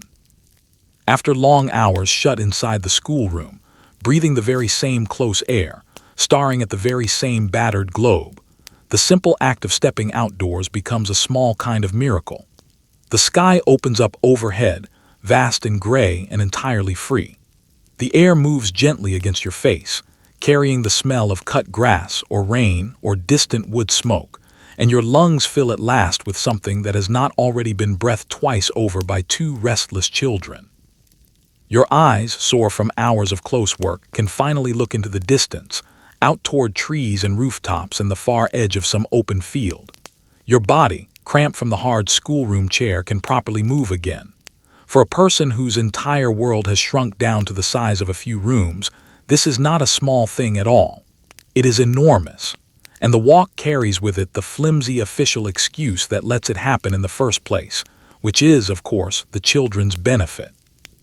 It is for their health, you understand, their fresh air and their exercise, and for their education too, since a genuinely good governess turns nearly everything into a lesson. So you point out the oak tree and name it properly. You point out the sparrow and name that too. You explain the seasons and the crops in the neighboring field and the shapes of the passing clouds. You improve their small minds as you walk, because that is, after all, your function here, and because it neatly justifies the whole outing to anyone who might otherwise question a governess simply enjoying herself in the open air. The walk is dressed up as duty, which is really the only way you are ever permitted to have anything that even resembles pleasure. But notice how thoroughly that same duty hems in the freedom on every side, because you remain, every single second, still very much at work. You are not strolling alone with your own private thoughts. You are responsible for two small lives out in the wider world, and the world, as it happens, is full of small dangers. There is the pond the younger one keeps drifting toward. There is the gate left carelessly open onto a lane where carts pass. There is the elder child wandering off after some passing butterfly, well out of arm's reach, and your heart lurching after her before you've even consciously decided to move. You are watching, always watching, counting heads, calculating small risks, ready in an instant to spring forward. The sky may be enormous, but a good part of your attention stays fixed firmly on the ground and on the children walking upon it. And so the freedom here is real, but only ever partial, a single breath rather than a full lungful, forever interrupted just as you begin at last to properly enjoy it. The moment you tilt your face up toward the sun and feel something in your chest finally start to loosen, a child scrapes a knee and howls, or wanders too near the water or begins squabbling with the other one, and the whole fragile spell shatters instantly. You are back in a heartbeat to being wholly the governess again, kneeling in the mud to comfort and scold and set everything right once more. The walk is not truly your own time at all. It is your working time, simply conducted outdoors in slightly better air, which turns out even so to be a meaningful improvement. And that, more than almost anything else, tells you just how narrow your life has genuinely become, that a slow, damp turn about the garden should come to feel like such a treasure, when your entire world otherwise amounts to a single schoolroom.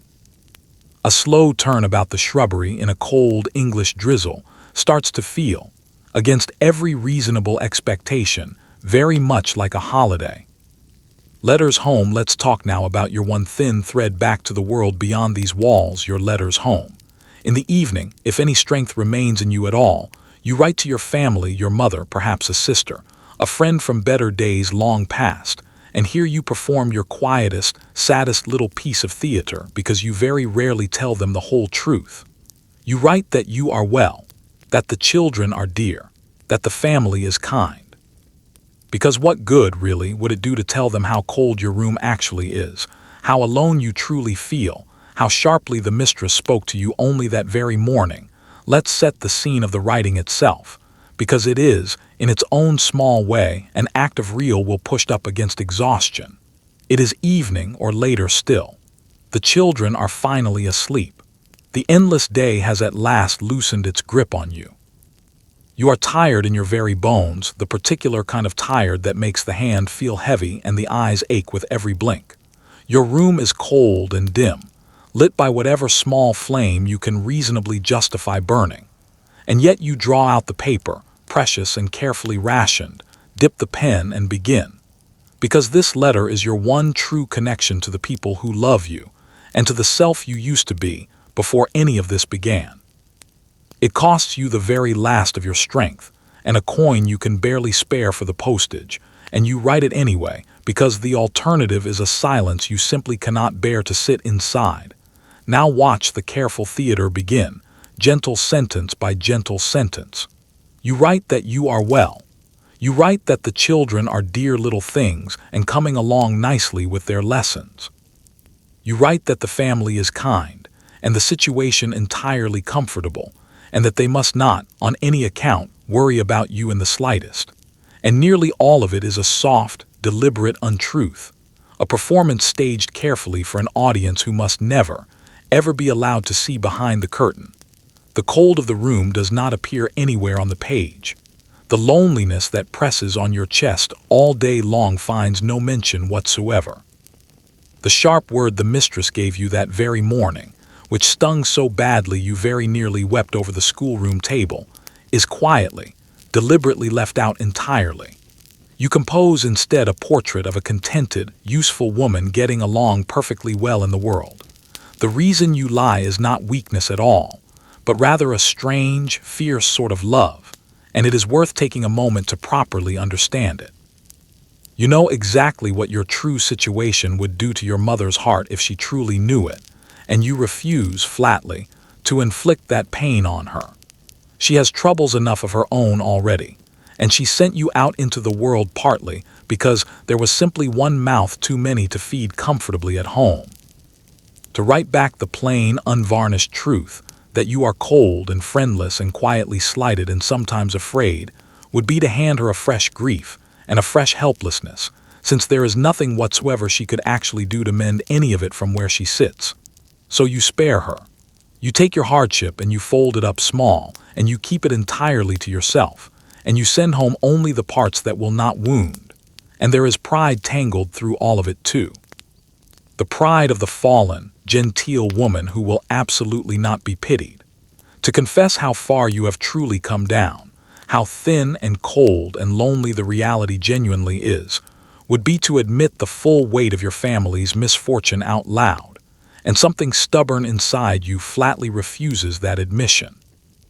Better, you decide, to be thought coping and managing, even quietly succeeding, than to become an object of sorrow and worry to the very people whose good opinion remains one of the very few things you still have left in this world. So the brave, bright, entirely dishonest letter serves your own pride just as much as it serves your mother's peace of mind. Anyone who has ever moved far from home and told the people they love that everything is perfectly fine will recognize the exact texture of this feeling. It is the cheerful phone call that quietly hides a genuinely hard week. It is the message that reads "all is well," sent from somewhere in the very middle of not being well at all. It is the everyday, quiet heroism of protecting the people you love from the full truth of your own struggle. It is the original brave "everything is fine," kept up carefully, by candlelight, one careful page at a time. And once a week, that very same brave performance is required of you again, in public this time, seated in a cold pew, when Sunday finally comes around. Sunday, here comes Sunday, which in theory is a day of rest, and in practice turns out to be a slightly different flavor of work entirely.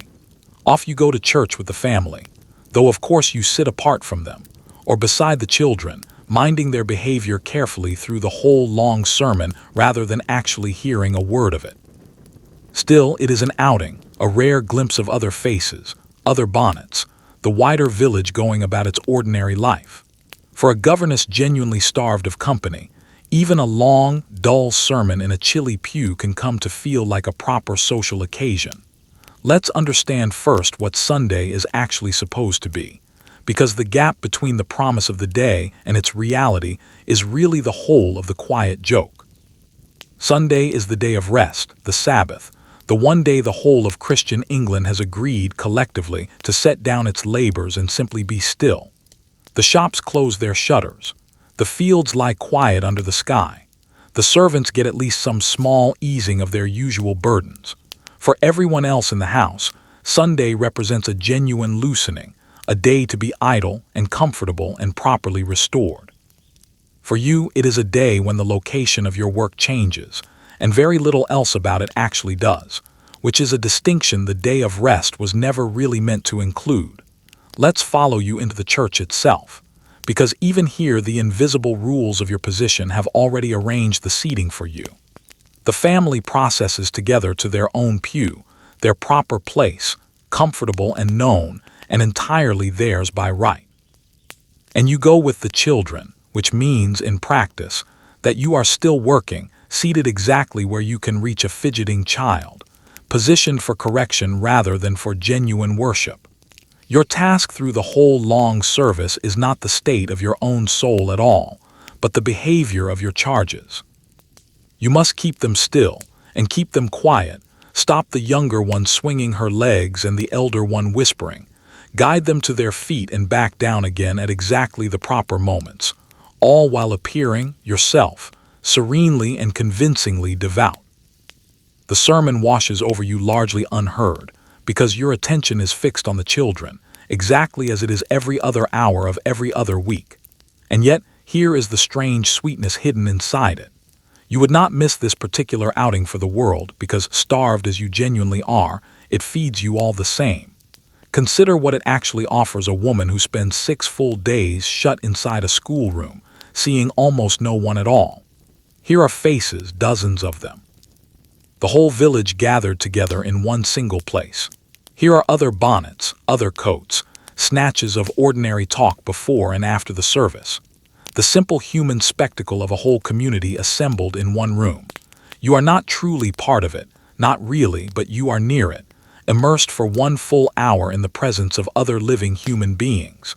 And after the isolation of your usual week, that simple nearness becomes a genuine kind of nourishment.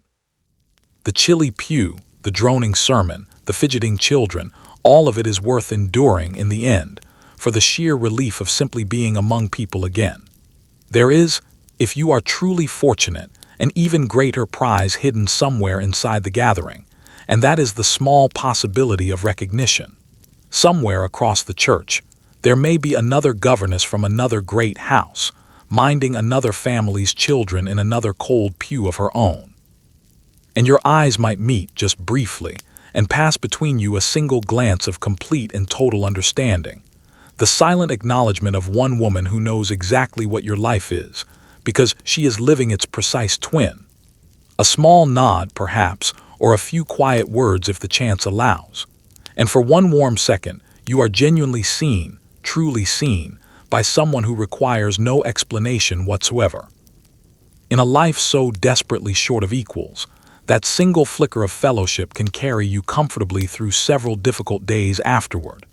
Then the service ends, and the family gathers itself together, and you gather the children, and home you all go, to the very same house, and the very same schoolroom, and the very same trays and lessons that wait patiently for you every other day of the week.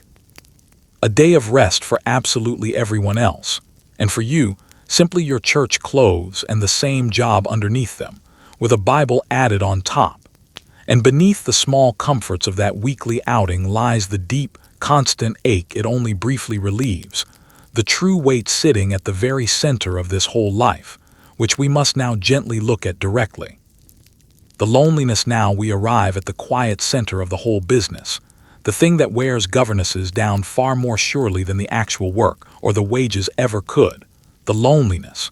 Not the ordinary kind, the sort that a good evening with a friend can easily cure, but the deep, structural kind built directly into the very shape of your position. You have no equals anywhere in this house. The family sits above you. The servants sit below.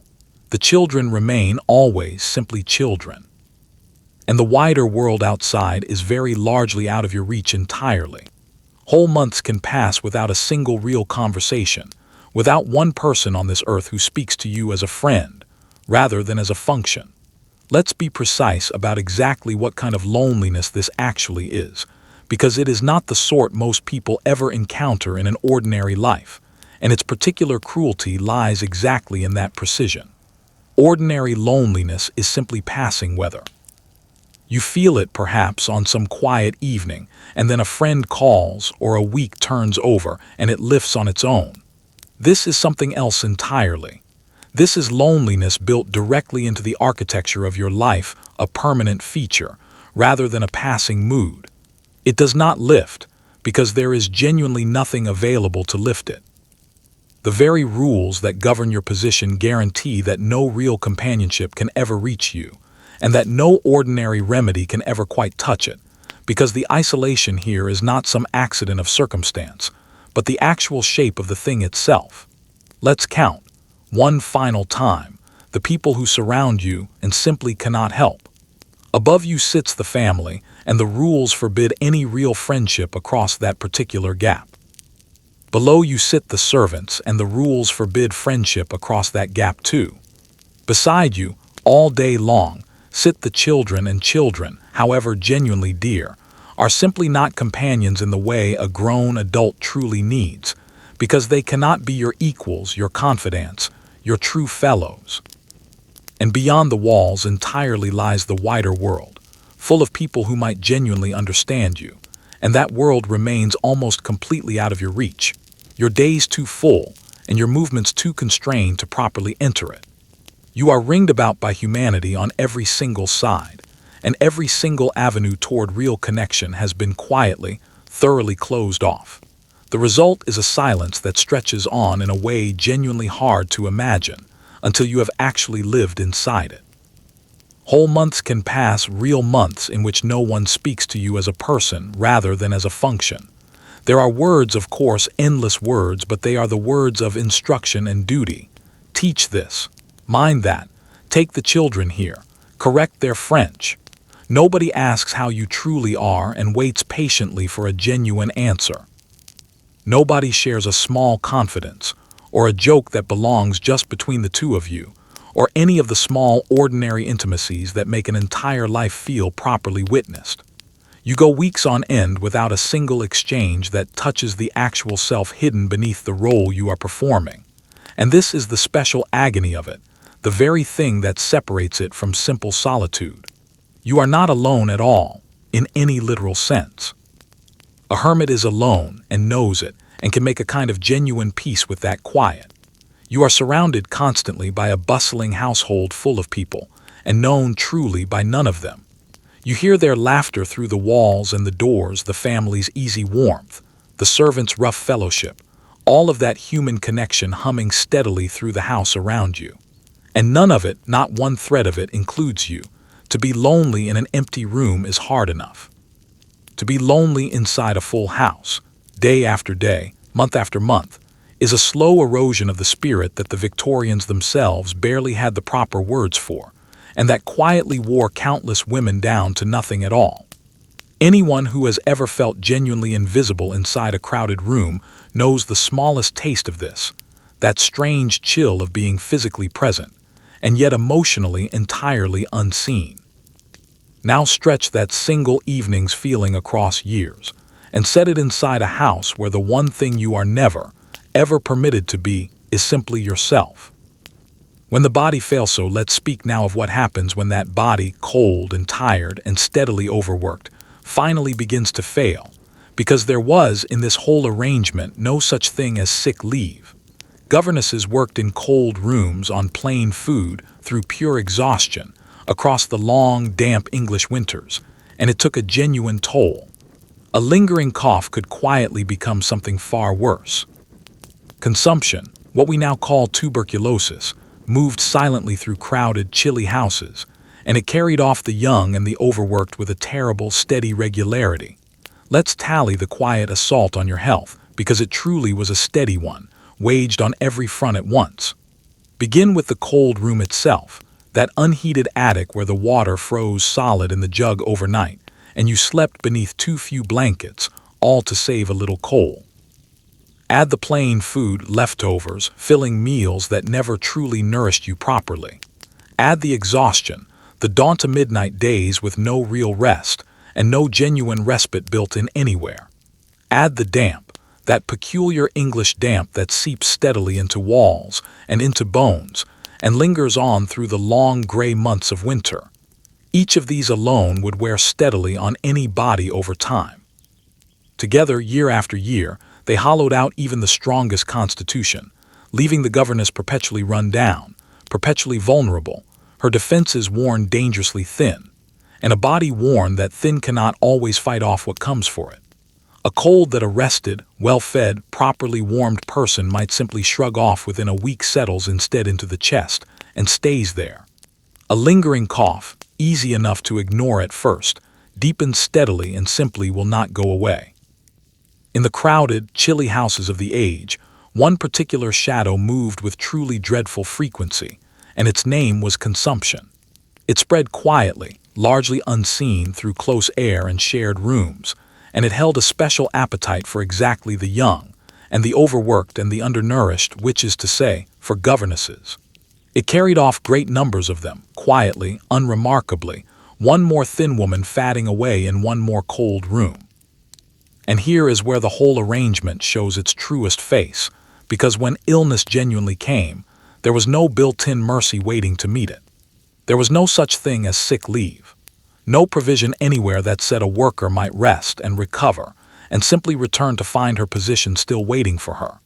You were paid, plainly, to work, and if you could no longer work, the entire basis of your keeping in that house came immediately into question.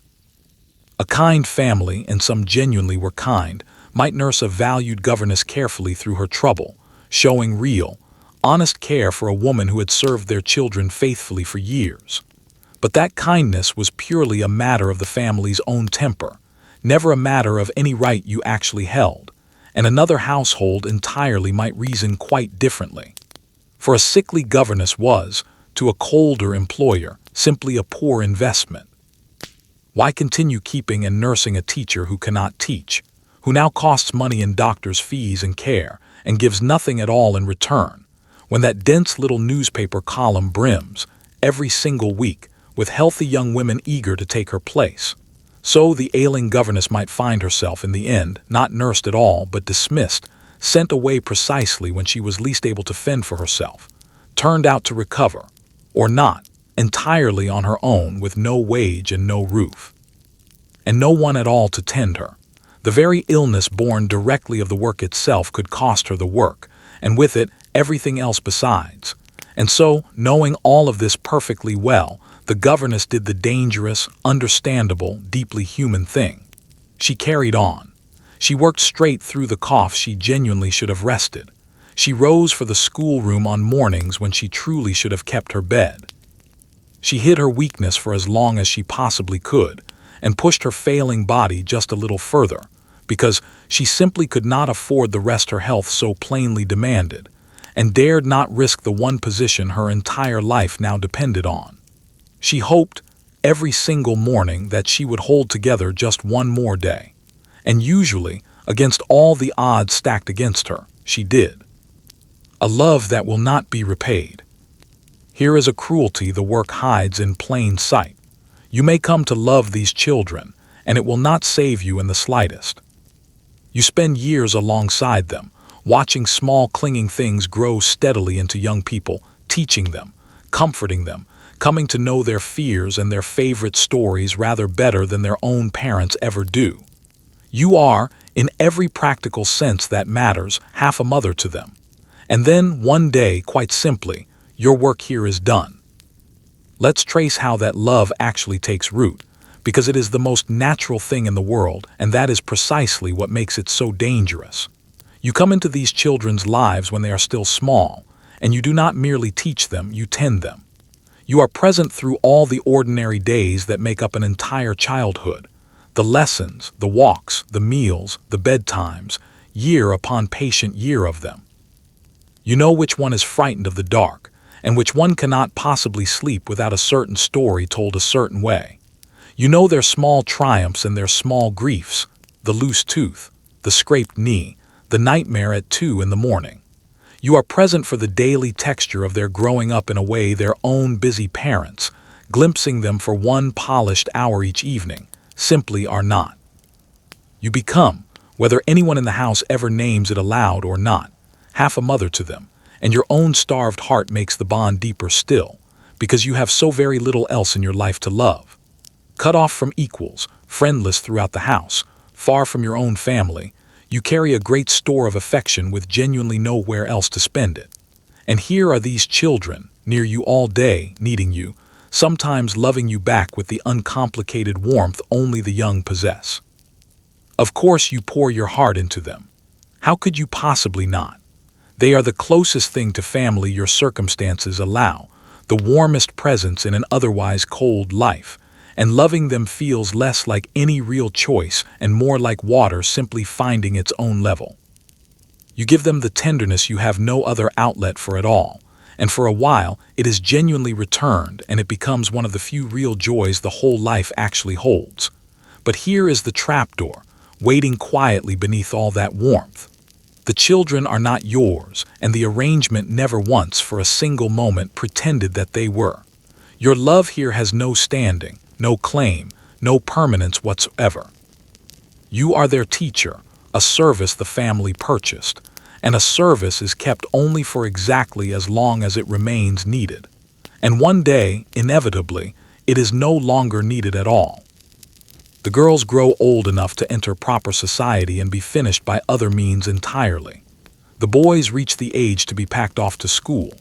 The children you shaped and cherished and worried over pass out of the schoolroom stage of their lives, and with that quiet passage, your entire purpose within the household simply ends.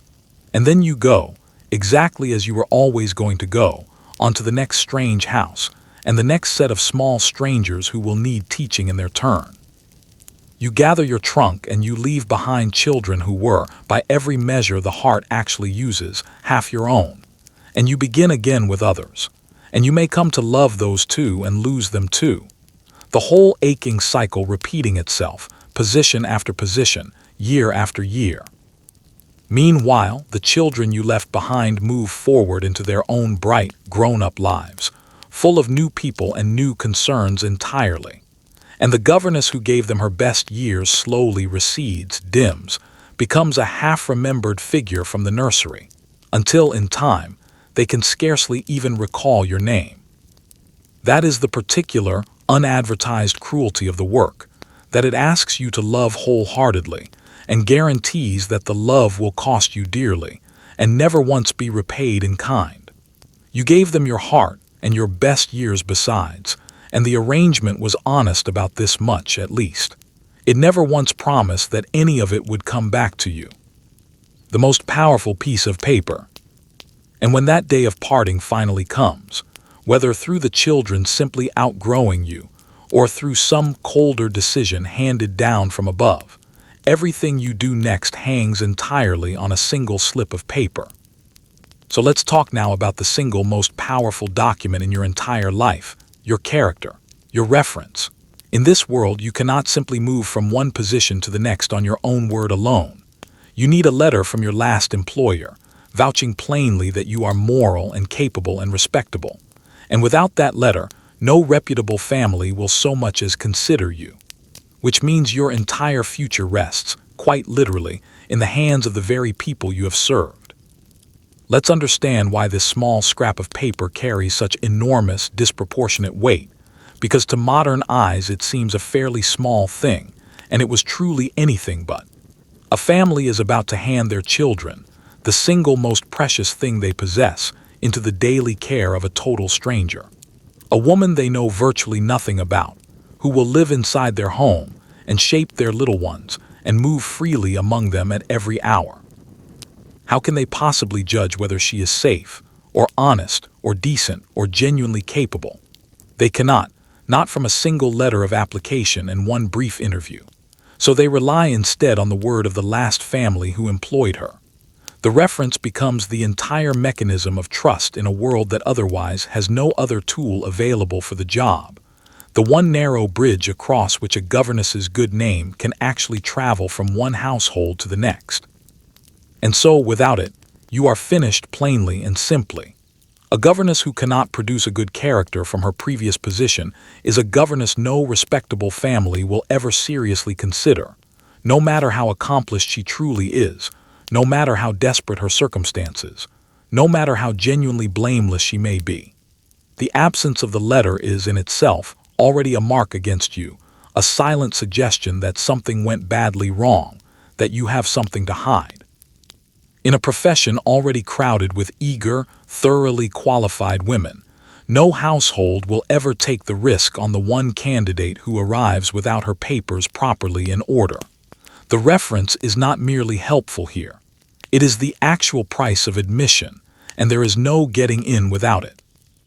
Now feel the full, cold weight of exactly where that leaves you, because it places your entire future squarely in the hands of the people you serve.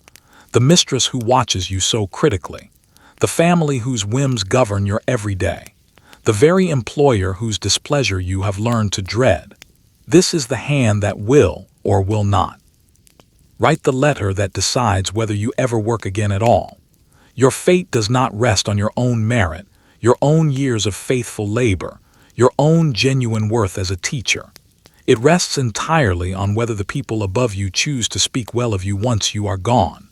You serve, in effect, at the pleasure of someone who holds not just your present position, but every single future one as well. And here is how that power can destroy you, and it need not even be loud about it. To ruin a governess, a displeased mistress does not have to shout or accuse or make any kind of scene at all. She need only be quiet. She can simply decline to recommend you at all, offering no letter whatsoever, which speaks its own damning volume. Or she can write something cool and hollow, praising your French while saying nothing whatsoever about your character, a reference that reads to any experienced eye as a clear warning. Or she can drop a single vague hint, a mention of some unspecified unsuitability, and never need to prove a single word of it. And with that silence or that hint, years of honest, exhausting, faithful work can simply evaporate. Your good name quietly poisoned, your livelihood withdrawn. And no court and no appeal, anywhere to turn to. You know this dread even now, though the modern version of it is rather tamer. It is the knowledge that your next job depends entirely on your last employer agreeing to pick up the telephone. It is your whole career, in effect, held hostage inside someone else's writing desk. Your future bound up entirely in whether the person you trust least in the world decides, on any given day, to be generous. Imagine every job you will ever get depending forever on your last employer simply agreeing to be kind. Terrifying, is it not? Dismissal. And the day inevitably arrives when that letter is either given or quietly withheld, because sooner or later in this life, the governess is always let go. So let's face the moment of dismissal itself directly. And so one day it comes, the moment you are no longer required. Perhaps the children have simply outgrown you. Perhaps the family's own fortunes have shifted unexpectedly. Perhaps the mistress simply fancies a change, for reasons of her own she does not trouble herself to explain. Whatever the reason turns out to be, the conversation itself is usually brief and unbearably polite. You are thanked. You are given your notice. And you are expected to pack your trunk and be gone, out of the house and the whole life you have lived inside for years, often within a single fortnight. Let's look at the reasons for it, because their sheer variety is itself part of the cruelty, given how little you can actually do about any single one of them. Sometimes the cause is entirely natural and nobody's fault at all. The children have simply grown up, passed beyond the schoolroom stage, and there is genuinely nothing left for you to teach them. Sometimes it is purely money, the family's own fortunes turning, exactly as your own families once did, and a governess becomes among the very first economies a squeezed household reaches for. And sometimes there is no real reason at all beyond a passing whim, the mistress fancying a new face, or having quietly taken some small dislike to you, or simply wishing for a change she does not care to explain. From the perfectly natural to the entirely arbitrary, the outcome for you remains identical, and none of it lies within your power to prevent. Let's endure the conversation itself, which is nearly always a small masterpiece of chilly courtesy. There is no shouting as a rule, no ugliness, nothing so honest as open anger. Instead, there is politeness, smooth and cool and entirely final. You are thanked warmly for your service. You are told in careful, measured words that your position will shortly no longer be required. You are perhaps offered some mild, pleasant remark about the children's progress under your care. The whole thing may take only a few minutes, delivered in the same even tone one might use to discuss the weather, and its very calmness is somehow worse than open fury would be, because it reveals, quite plainly, how little the ending genuinely costs the person delivering it. To them, it is a small administrative matter. To you, it is the ground opening beneath your feet. And then comes the sheer speed of your unmaking, the brutal brevity of the exit. You have lived inside this house for years. You have shaped these children. You have learned every corridor and every stair. You have made this strange half-home the whole of your world. And now you are expected to fold all of it into a trunk and be gone, often within a fortnight, sometimes less. There is no long farewell, no gradual disentangling, no ceremony whatsoever to mark that a real piece of your life is ending. There is simply a notice, and a date, and a packed trunk, and then the side door closing quietly behind you, and the house going on exactly as before, the children back at their lessons with someone new before your seat has even properly cooled. And here is where the years of no savings and no pension come collecting all at once in a single cold rush. There is nothing whatsoever to soften the fall, no severance to tide you over, no pension earned by faithful years of service, no cushion of set-aside money because there was never enough in any single year to actually set anything aside. There is only the reference, if you are fortunate enough to have been given a good one, and the sudden, urgent, frightening arithmetic of exactly where you will sleep next month, and how you will manage to eat until the next position can be found. You step, in an instant, from the security of a place, however cold that place genuinely was, straight onto open ground with almost nothing beneath your feet at all. One day, the very heart of the schoolroom, entrusted with a family's own children. The next, a lone woman with a trunk standing on a railway platform, already unfolding the newspaper, hunting once more through that dense little column for the next narrow door. The modern world has a gentler word for it now, but the lurch is exactly the same. The security of Friday and the sudden emptiness of Monday. They might call it restructuring now. It felt every bit as sudden then. And each time it happens, each dismissal and fresh start, you are a little older than you were the last time.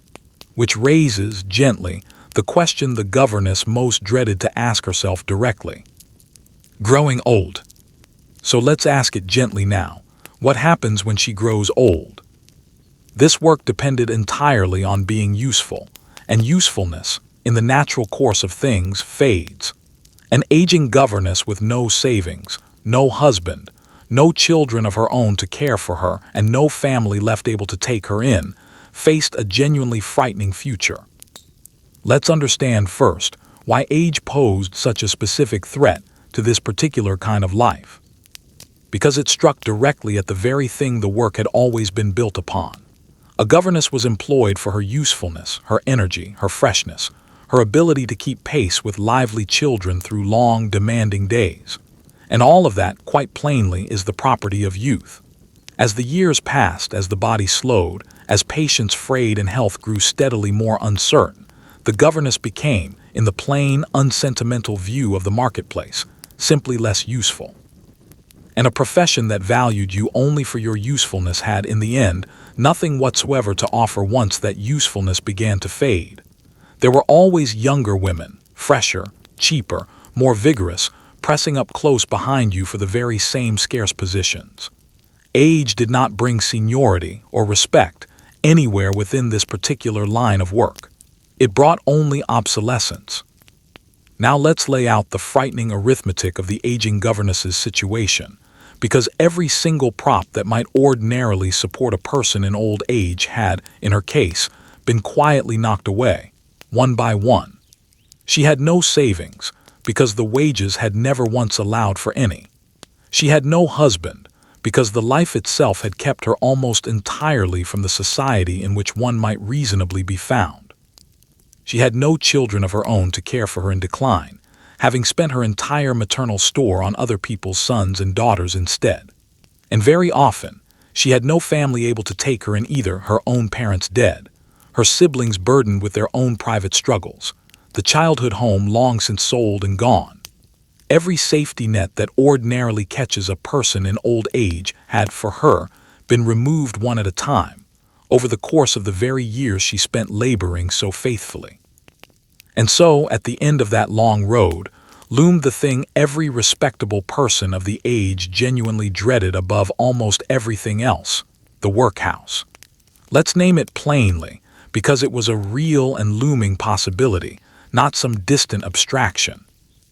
The workhouse stood as the very last grim refuge of the utterly destitute, a place of hard labor, meager food, and stripped dignity, deliberately designed to be so unpleasant that only genuine desperation would ever drive a person through its doors.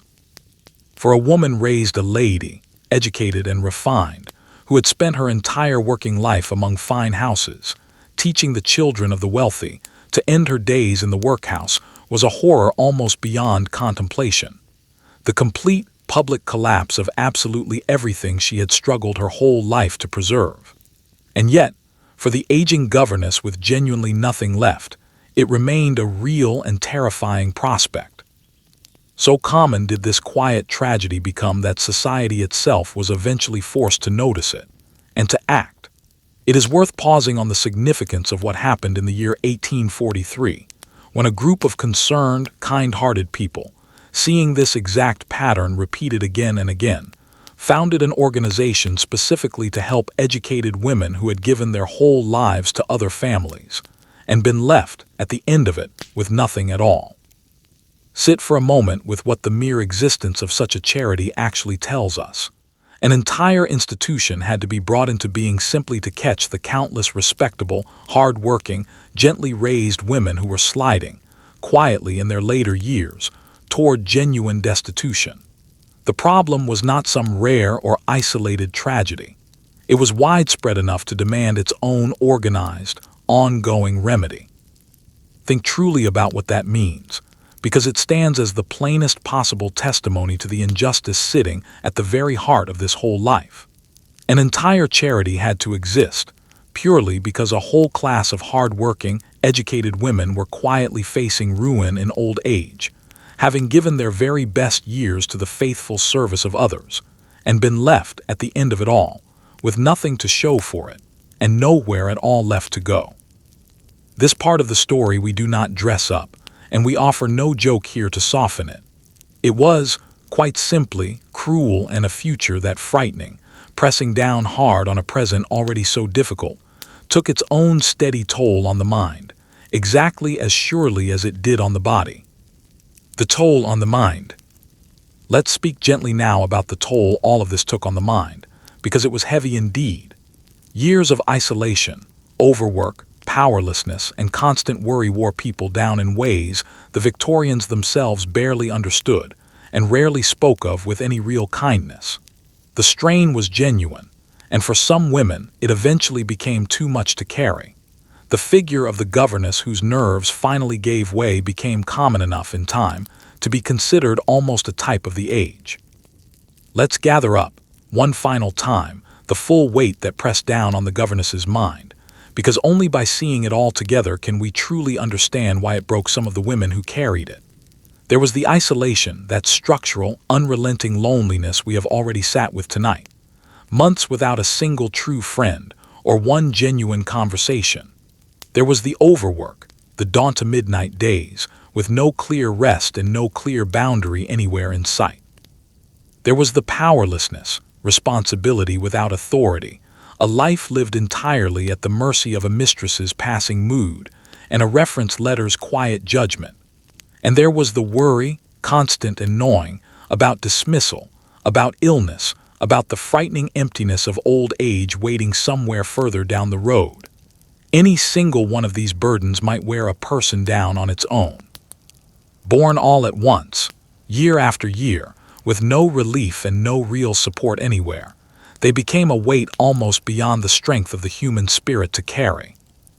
And the Victorians, for all their many genuine virtues, understood this particular burden rather poorly and spoke of it, on the whole, unkindly. They had very little real language for what we would now recognize clearly as the effects of prolonged stress and isolation and quiet despair upon the mind. They saw the results plainly enough: the governess grown anxious, or melancholy, or nervous, the woman whose careful composure finally cracked under the strain. But they tended to read these outcomes as failures of personal character, rather than as the entirely predictable consequences of a genuinely unbearable situation. There was little sympathy in the general view, and even less curiosity about the actual causes. So common did this quiet collapse become that it grew, in time, into almost a recognized figure of the age, the governess whose nerves gave way, a type of woman people knew of and murmured about without ever quite examining why. And for some genuinely unwell women, the road led in the end to a truly bleak destination, the asylums of the day, institutions that offered very little of what we would now dare to call real care. Let's be honest and plain about this, without dwelling on it cruelly. A woman who broke down entirely, who had no family left to shelter her and no means at all to support herself, might well find herself confined in one of these places, which were, too often, grim and frightening, and largely devoid of any real help whatsoever. It was, for some, the final stop on a road that had grown steadily darker and lonelier with every passing mile, and it remains a genuinely sorrowful thing to contemplate, even now. But let's do the one thing the Victorians so often failed to do, which is to look at this woman with real compassion, rather than quiet judgment. It is far too easy, from a comfortable distance of many years, to reduce her simply to a stock figure, the sad or nervous governess, a type in somebody else's story. Let's refuse that entirely. Behind every such figure was a real woman, a particular human being with a name and a history and a heart, who had been handed an impossible weight and asked to carry it with almost no support, almost no rest, and almost no kindness offered in return. That some of them buckled under that weight is not, in any sense, a mark against them. It is a mark against the situation that placed such a burden on their shoulders in the first place. So we look back at her now, across all these years, with the gentleness her own world so often withheld, and we grant her the understanding she was so often denied in her own lifetime. She was not weak. She was not flawed. She was not merely a cautionary type in somebody's cautionary tale. She was simply alone and asked to carry far too much for far too long with far too little help. We can at least offer her, across all these passing years, the compassion her own age so plainly refused her. And in the face of a life this genuinely hard, it is worth asking, honestly, whether there was ever any real way out of it at all. Marriage, the theoretical exit. So is there any escape from all of this? In theory, yes, and it carries a name, and that name is marriage. For most women of your class, a husband represented the great exit, the one true door out of the schoolroom and into a home genuinely your own. But here is the bitter twist reserved specifically for a governess. You are tucked away inside someone else's house, plainly dressed by strict command, forbidden ever to outshine anyone, working every single hour God sends you, and moving in practice in almost no society at all. Let's take marriage seriously as the escape it genuinely represented, because for a woman of your particular class, it was very nearly the only real one available to her at all. A husband meant a home of your own at last, a place where you properly belonged, real security and real standing, and an end, once and for all, to the endless drifting from one cold attic to the next. It meant becoming, finally, the mistress of a household, rather than its most awkward and uncertain servant, standing at last on the right side of all those invisible lines that had hemmed you in for so many years. For the great majority of respectable women of the age, marriage was both the expected destination and the great deliverance, the door through which one left the difficulties of unmarried dependence firmly behind. In theory, it stood open to you exactly as it did to any other genteel woman.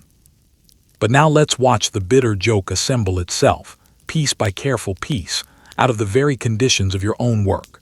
To marry, a woman must first meet men, must be seen by them, must move in some kind of society where courtship can actually take place. So consider, honestly, where the governess actually stands. She is tucked away inside someone else's house, kept close by the nursery, rarely going anywhere at all. She is dressed, by strict unspoken command, as plainly and unremarkably as possible, forbidden to appear attractive, deliberately styled to fade into the background rather than ever draw an eye. She works every single waking hour, with almost no free time and almost no real freedom of movement. And she moves in practice, in scarcely any society whatsoever, cut off from the family's world above, and shut out just as firmly from the servant's world below. Do you see the trap closing tightly around her?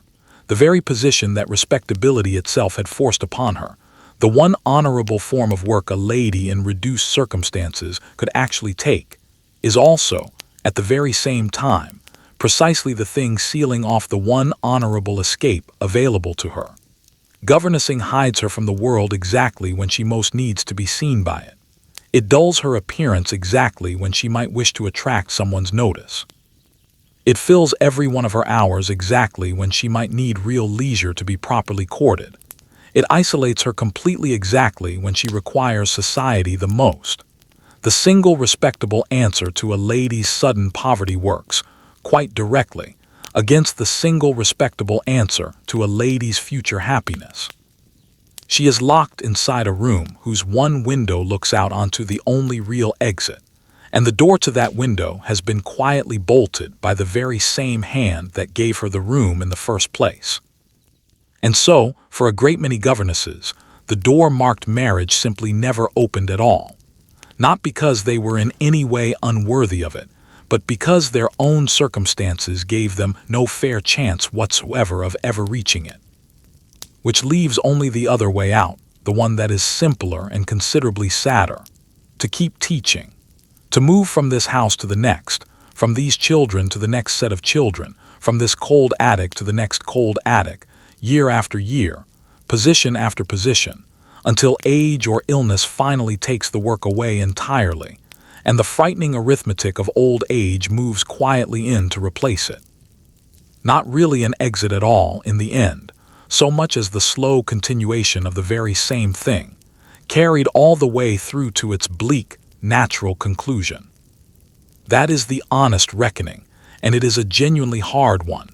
For a great many women, the only real way out of governessing was, quite simply, never. A kind of redemption. And yet, before we close the door on this cold and lonely life tonight, there is one last thing worth saying, one small redemption of a kind. Because some of these overlooked women found a way, in the end, to make the world remember them after all. So let's close gently with them. Before we finish, let's honor how it is that we know so much of this vividly at all, because the governesses of this age did not suffer entirely in complete silence.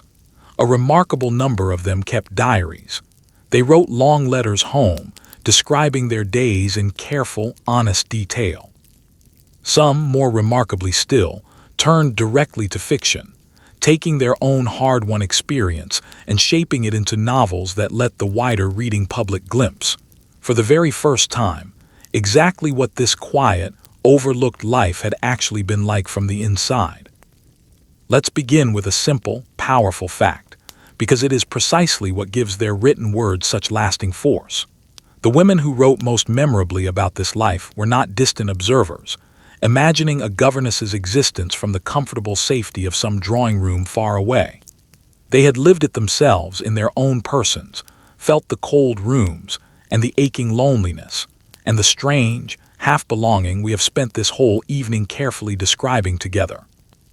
They knew the ache of it from the inside, and when they finally came to write it down, they wrote from genuine memory, rather than from imagination alone, which is precisely why what they produced still rings so unmistakably true today, well over a century and a half later.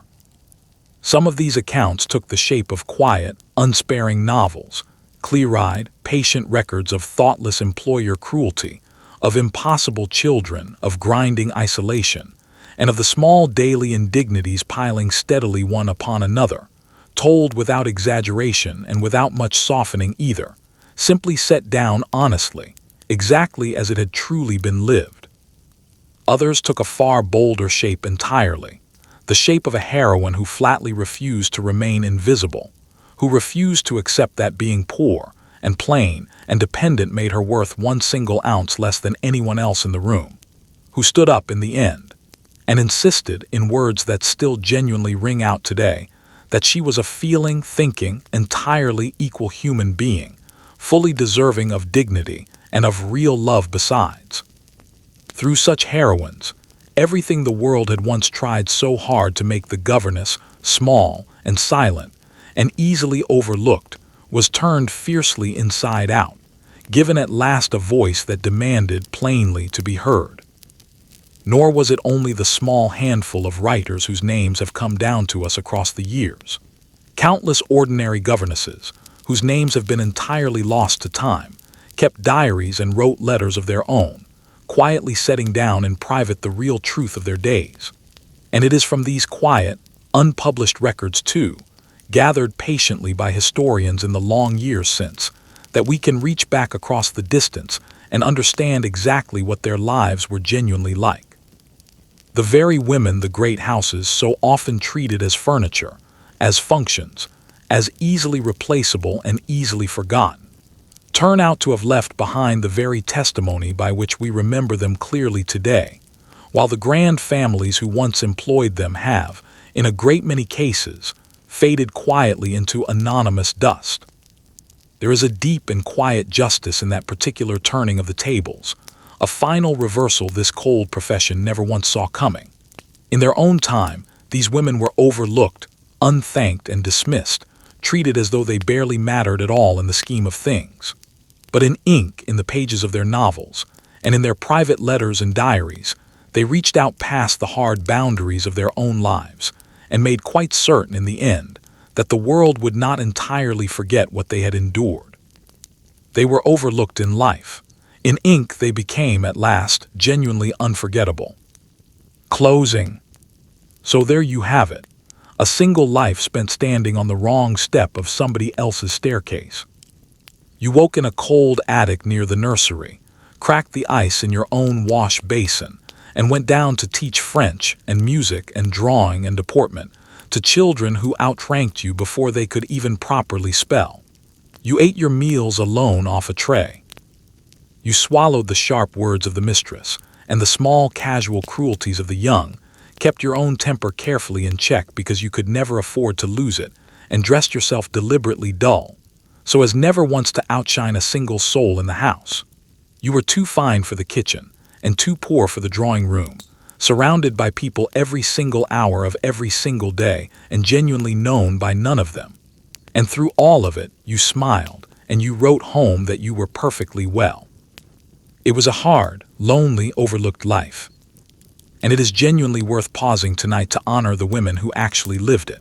They were educated and capable and quietly brave, cast out by simple misfortune into the one narrow door left open to them in the whole world, and they walked through it with their dignity fully intact, even when the world around them gave them almost nothing at all to hold on to. They raised other people's children with real, honest tenderness. They carried impossible burdens with almost no help whatsoever. They endured quietly, year after year, and a great many of them were never once properly thanked for any of it. So tonight, as you settle into your own warm bed, in a home that is genuinely, truly yours, with the heating humming softly somewhere nearby, and no cold tray of leftovers waiting anywhere for you, perhaps spare a gentle thought for the governess. For the woman on the staircase, refined and weary and quietly alone, who taught the world's children patiently, year after year, and was so very often forgotten by it in return. Because history is genuinely full of quiet, unsung people who gave far more than they ever received in return, and simply kept going anyway, day after day, without complaint. Rest easy now. You are warm, you are home, and you belong precisely where you are. Good night.